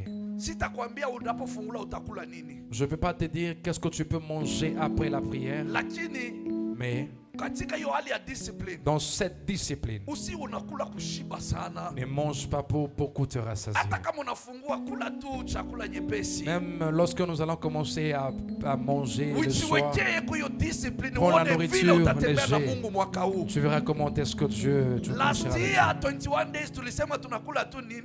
L'année passée, le 21 juin, on avait dit on prend que Chai na mkate. le thé et Na le hiyo pain. mkate tulisema slice ngapi? Et ce pain, on avait dit combien de tartines? 2 na yai moja. 2 tartines et un œuf. Si watu wengine walinona mu hiyo 21 Il y a days. des gens qui avaient grossi. I'm telling you, Qui walinona. avaient grossi dans ces 21 jours. So saisi ni wewe mwenyewe jiwekee. Alors, cette fois-ci, toi-même, tu vas te donner cette Kama ni discipline. ugali utakula, Si c'est le foufou que tu mangeras, usile ugali kubwa ne mange ukifungua. pas un gros foufou lorsque tu finis Alléluia. ta prière de jeûne. Kula tu ka ugali kadogo. Mange un petit foufou là Hey, na upate nguvu ya kesho pour tena. avoir la force du lendemain. Hapana sufuria kubwa hivi peke yako. Pas une grosse casserole comme ça seule. Na non. unatangaza tulikuwa kwa mafungo. Et tu dis que nous étions en jeûne. No, haleluya. Kama unaweza chai, kunywa tu chai peke yake na mkate. Si tu peux avec le thé, tu peux juste prendre le thé. et le Napenda pain. 21 days ikiisha, J'aimerais que le 21 jours, lorsque nous allons finir, uone kwa mambo ya tofauti. que tu vois des choses différentes. Alléluia. Amen. Tunasema tunaanza tarehe 10, On a dit que nous commençons les 10 tutamaliza tarehe 31st. et nous So finissons every le day, 31 chaque only jour. this week ndo tunaanza Wednesday. Seulement cette semaine, nous commençons Ile le ingine tu mercredi. kunaendelea tu Monday, Tuesday, Et l'autre tunaendelea. là, on continue lundi, mardi. Ni Saturday peke yake ndo hatutakuwa mali hapa. C'est le samedi seulement, on ne sera pas ici. Haleluya. Amen. Are we ready? Sommes-nous prêts? Lazima dono mijue kwa kuna kanisa, kuna maombi. Nous devons savoir qu'il y Lazima a une église qui a unaposimama la prière. unasema hakika kanisa Quand yenu tu te lèves, on tunaisamini. dira que nous respectons votre église. Tunapoenda kuhubiri, nguvu ya Bwana inatupeleka. Quand nous allons prêcher, la force de Dieu nous accompagne. Hata kama wakituona na vitambi kubwa wanajua hapa wanafungaka Même kweli. si on nous voit avec des gros ventres, ils se diront que ces gens ici jeûnent vraiment. Hapana, kuna kitambi na uweze kufunga shauri Pas yako. tu as une ventre et tu n'arrives pas à jeûner. là. Amen, amen. Amen. So tumeelewa eh? Nous avons compris. Tumeshika vizuri matari, ndio maana bien. nimerudilia. C'est pourquoi je vais encore répéter. Okay, sasa kwa hiyo program Maintenant, dans ce programme, labda wengine watajiuliza, peut-être certains vont se demander. okay, nilikuambia last time ya kwamba niliweza kuteuliwa La fois passée, je t'avais dit que j'étais choisi. kuwa kiongozi wa jeshi ya maombi katika dunia Être leader de l'armée de prière du kulingana na monde. network ya maapostles ambao ninafanya nao kazi. C'est dans les connexions des apôtres avec qui je travaille. Waliniomba niweze kusimamia hiyo kikosi Ils m'ont demandé d'être à la charge ambayo de ce groupe. kinaunganisha watumishi na watu wote toka dunia Ce mzima, groupe qui réunit les serviteurs et les gens de partout dans le monde. na tunaombea mambo tofauti. Et nous prions pour différentes choses. Pia huko tulianza program ya 21 days. Là aussi, nous avons commencé un programme de 21 jours. Tulianza tarehe 5 On avait commencé le 5. na nasema asante kwa wote jana waliweza kujoin kwa sababu tulileta link pia hapo kanisani Et kwetu je dis merci à tous ceux qui ont pu nous joindre hier parce qu'on avait donné le lien ili là tuweze dans le groupe de kuomba. l'église afin que nous puissions prier.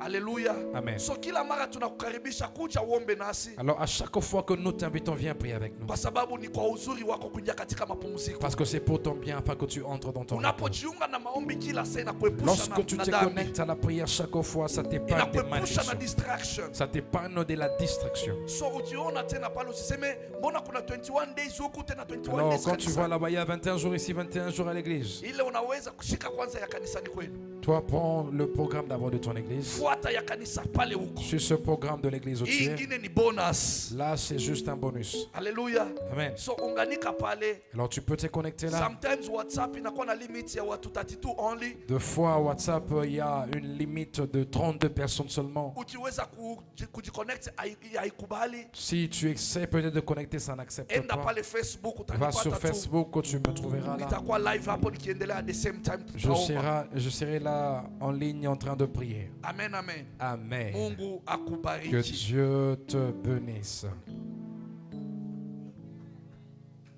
Sawa.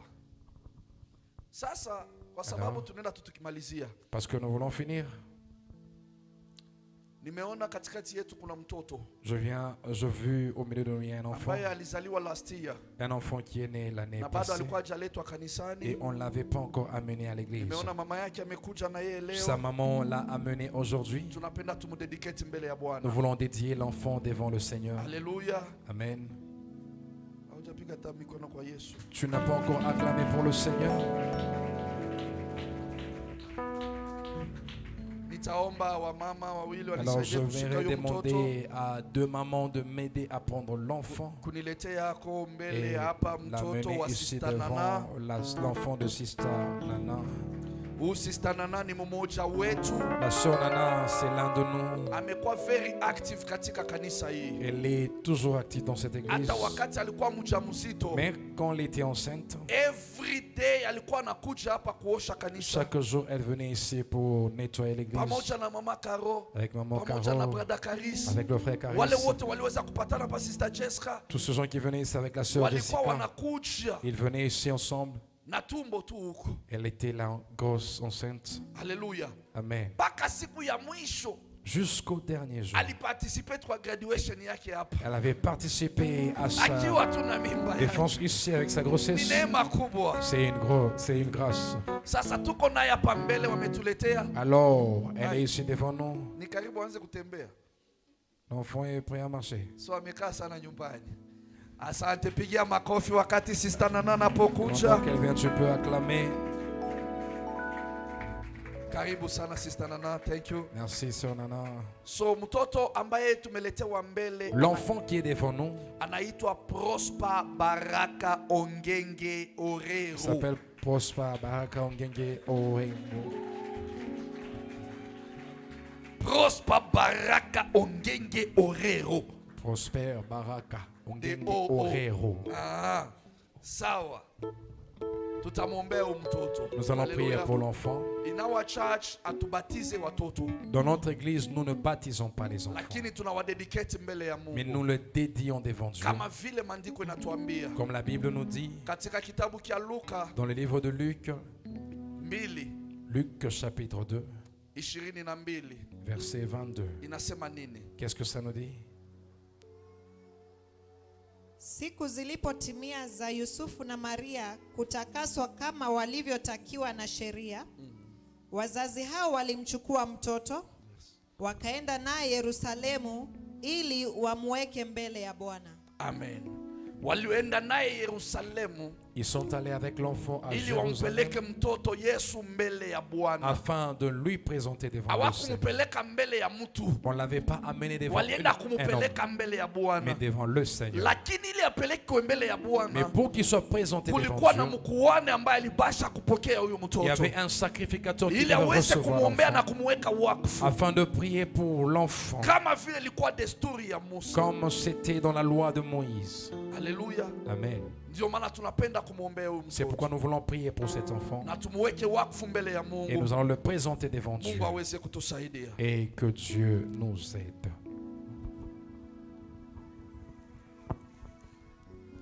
Baba, katika jina la Yesu Kristo, naomba tunyosha mkono yako mahali ulipo. Lève juste ta main là où tu Sema es. sauti moja tu mbele ya Mungu. Dirige ta main vers le bébé. Baba, Dis juste katika un mot. jina la Yesu ninasema ni asante mchana wa leo kusimama mbele yako pamoja na mtoto huyu Orero. Wewe Mungu umfanye kuwa baraka katika familia yake. Asante Yesu kwa kuweza kulinda mama na mtoto Baba, kuanzia kuzaliwa mpaka siku ya leo, tunapomweka wakfu mbele yako Yehova, kama vile Yesu aliyopelekwa katika hekalu, basi Bwana, nasi tunasimama naye, tunamdedicate mbele ya madhabahu yako. Tunaomba mbingu Bwana kaweze kumhudumia, ukamulinda, kakomae katika timo na katika ufahamu wako Mungu, akawe mtumishi wako kesho Bwana. Ndiyo maana tunapinga magonjwa, ukosefu katika jina la Yesu. Basi Bwana, tunahitaji baraka kutoka kwako. Asante pia kwa ajili ya mama yake mali hapa, tunaomba ukamupe maarifa na hekima ya kumulea katika mazingira ya kiungu, ni katika jina la Yesu Kristo Baba tunaamini na kusema amen.